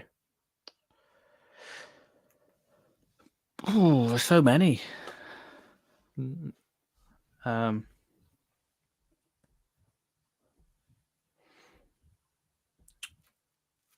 I don't really class like the Charlie stuff as series because they're individual releases. Yeah, sort of. Although there is like distinct eras within it that you got. They're not branded as like series. It's only like a recent thing where they've been branded as like season 1, season 2. Yeah. But then would you say like Ravenous as a whole is a series, or is it just Ravenous 1 that's a series? Yeah. Because sort of like the Lucy stuff, that's split into 4 different series. But you could 5 as well, technically.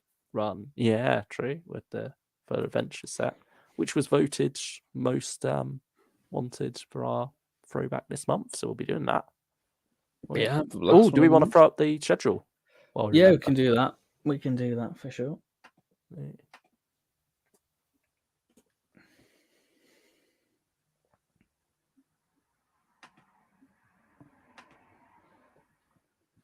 While I load it up. Because we couldn't see Delgado stories in the early 80s, says Stephen Noonan, we thought Ainley was brilliant. Now he looks like the version you get from Aldi. Mum, can we watch Roger Delgado Doctor Who? No, we have Roger Delgado Doctor Who at home.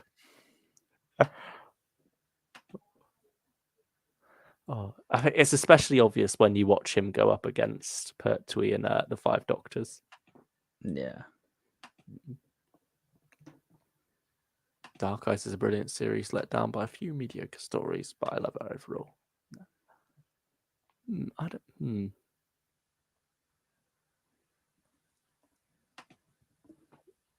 Could What Lies Inside be counted as its own series?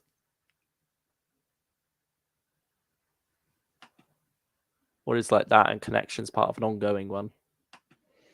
I don't know. Yeah. I feel like Ravenous I do really like. As its ups and Ravenous downs, is but I think good. once it gets going, it's good. Who's Small Collection Series 48 Doctor Adventures is my fave. But you have to listen to 1, 2, 4. Yeah, that's true. You can't just jump in on 4, that's insane.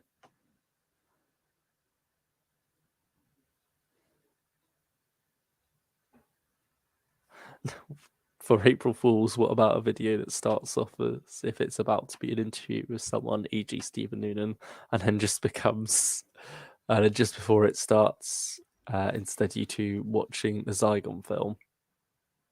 Please no. No. We don't need that. We don't need to watch Zygon at all. No. The only Zygon I'll watch is Terror.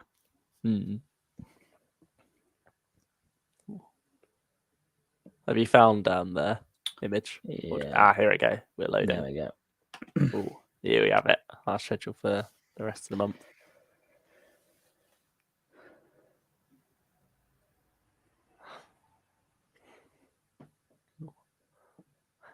Pertwee thinks Ainley's called Jehoshaphat. Jehoshaphat, is that really you?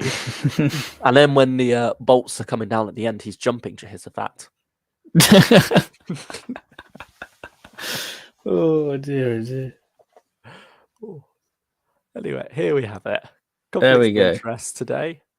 And then we're back to Fridays after this. We delayed it a couple of days so we actually had a chance to listen after it came out on Wednesday. So Dalek Universe next Friday. Be looking back at that wonderful 10th Doctor series. Yes. And after that, we can have even more chats about Ainley versus Delgado with Every Master TV story ranked. It's been a while since we've done a tier list. Yeah, we went for a phase where we did pretty much a tier list every week. I think we ran out of ones to do almost, didn't we? So yeah. Slow down. Yeah. And then finally, there it is, our 8th Doctor and Lucy Miller Further Adventures stream, which was voted for by many of you. There we go. And then the week after that, we'll be doing Once and Future, because that comes out Wednesday, the 3rd of May. So we'll talk about it on the 5th of May. Yeah, so that's for next couple of weeks sorted. Next month and a bit. Or, well, just next month. Next 4 weeks. Next 4 weeks. Yeah. These thunderbolts are everywhere. Snowflake, I think if Billy Piper and Chris work together for Big Finish, it should be its own separate series instead of being in the 9th Doctor Adventures. I can agree with that. So like 9th Doctor and Rose, similar to what you have with the 10th Doctor and River. Rather than that being part of it. But who knows? Maybe that's why there's not a 9th Doctor Adventure set due in November. Maybe they're leaving room for a 9th Doctor and Rose set in the middle there. I think it's more likely that it's just because it's November, BBC want it to be more focused on the 60th, but we'll see. Yeah. For every Master story, do you have the War Games? No. Why are you booing? No. But we do have the Mind Robber. Are we actually putting the Mind Robber on there? No, we're not. You're opening another He is can of called worms the there. Master in that story. Oh dear. I mean, it was funny watching the mutants actually and thinking people at the time must have thought when they heard about this administrator coming to the planet in part 4 that it's going to end up being the Master. Yeah, you expect it to be Delgado. They were like, "Ha, I've seen through your cunning ruse, Doctor Who.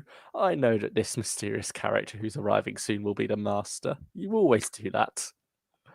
Haha, you have to wait a couple of weeks to see Man with Goatee. It's like you've been conditioned by season 8 to just expect the Master all the time. Yeah. It's like the Controller. the Doctor's clearly going to say that this is obviously just another name for master.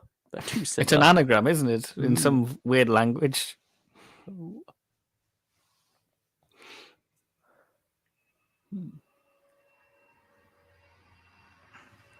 Oh, where could the master slot into Curse of Peladon? I mean, there is a book that sort of links the Master and Curse of Paladin. Oh, what, the one where it's while the Doctor and Joe are off doing that, the Brigadier has to go get him out of prison. Yeah, the Enemy Within. You mean the TV movie? No, Face of the Enemy. That's what it is. Face of the Enemy. My bad. There we go. There's so many titles. The Face of Evil. Quite literally. Good story. Underrated.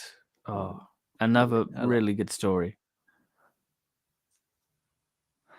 Don't worry, I've gone down the War Chief rabbit hole, and he's definitely a different character. I like the idea that he's this Time Lord called Magnus. Not Magnus Gruel, I hope. It's a whole different can of worms.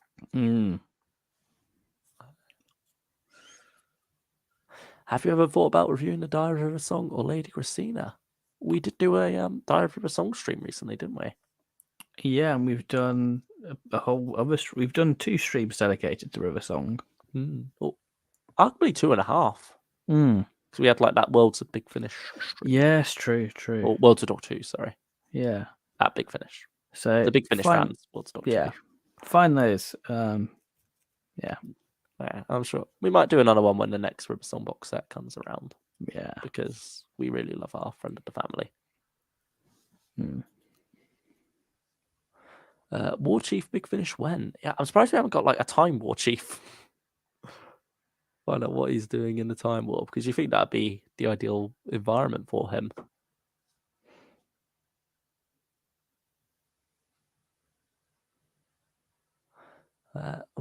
Do you know Ben Lett, Hosty? Yes, so I do. Can you tell him that I very belatedly left a comment under his nice review of the Demon Song? I'll pass it on to him.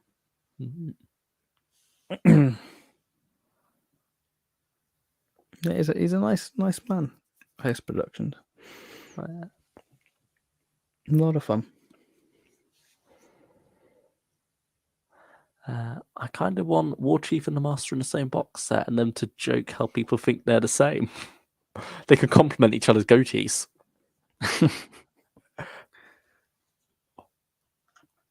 Oh.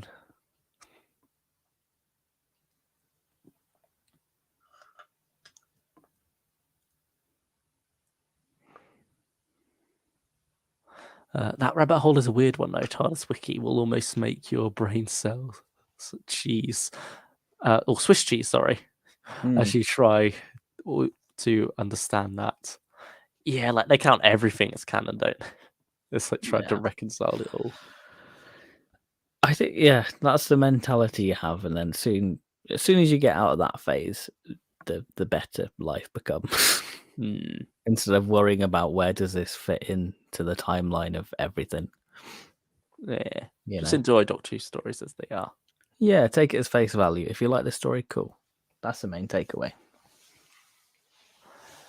Missy's spin-off did a similar joke about the monk and the master being different. I love the joke at the start of the River Series 5, where she runs into a renegade Time Lord with Missy, and this sort of saying, you're the monk. I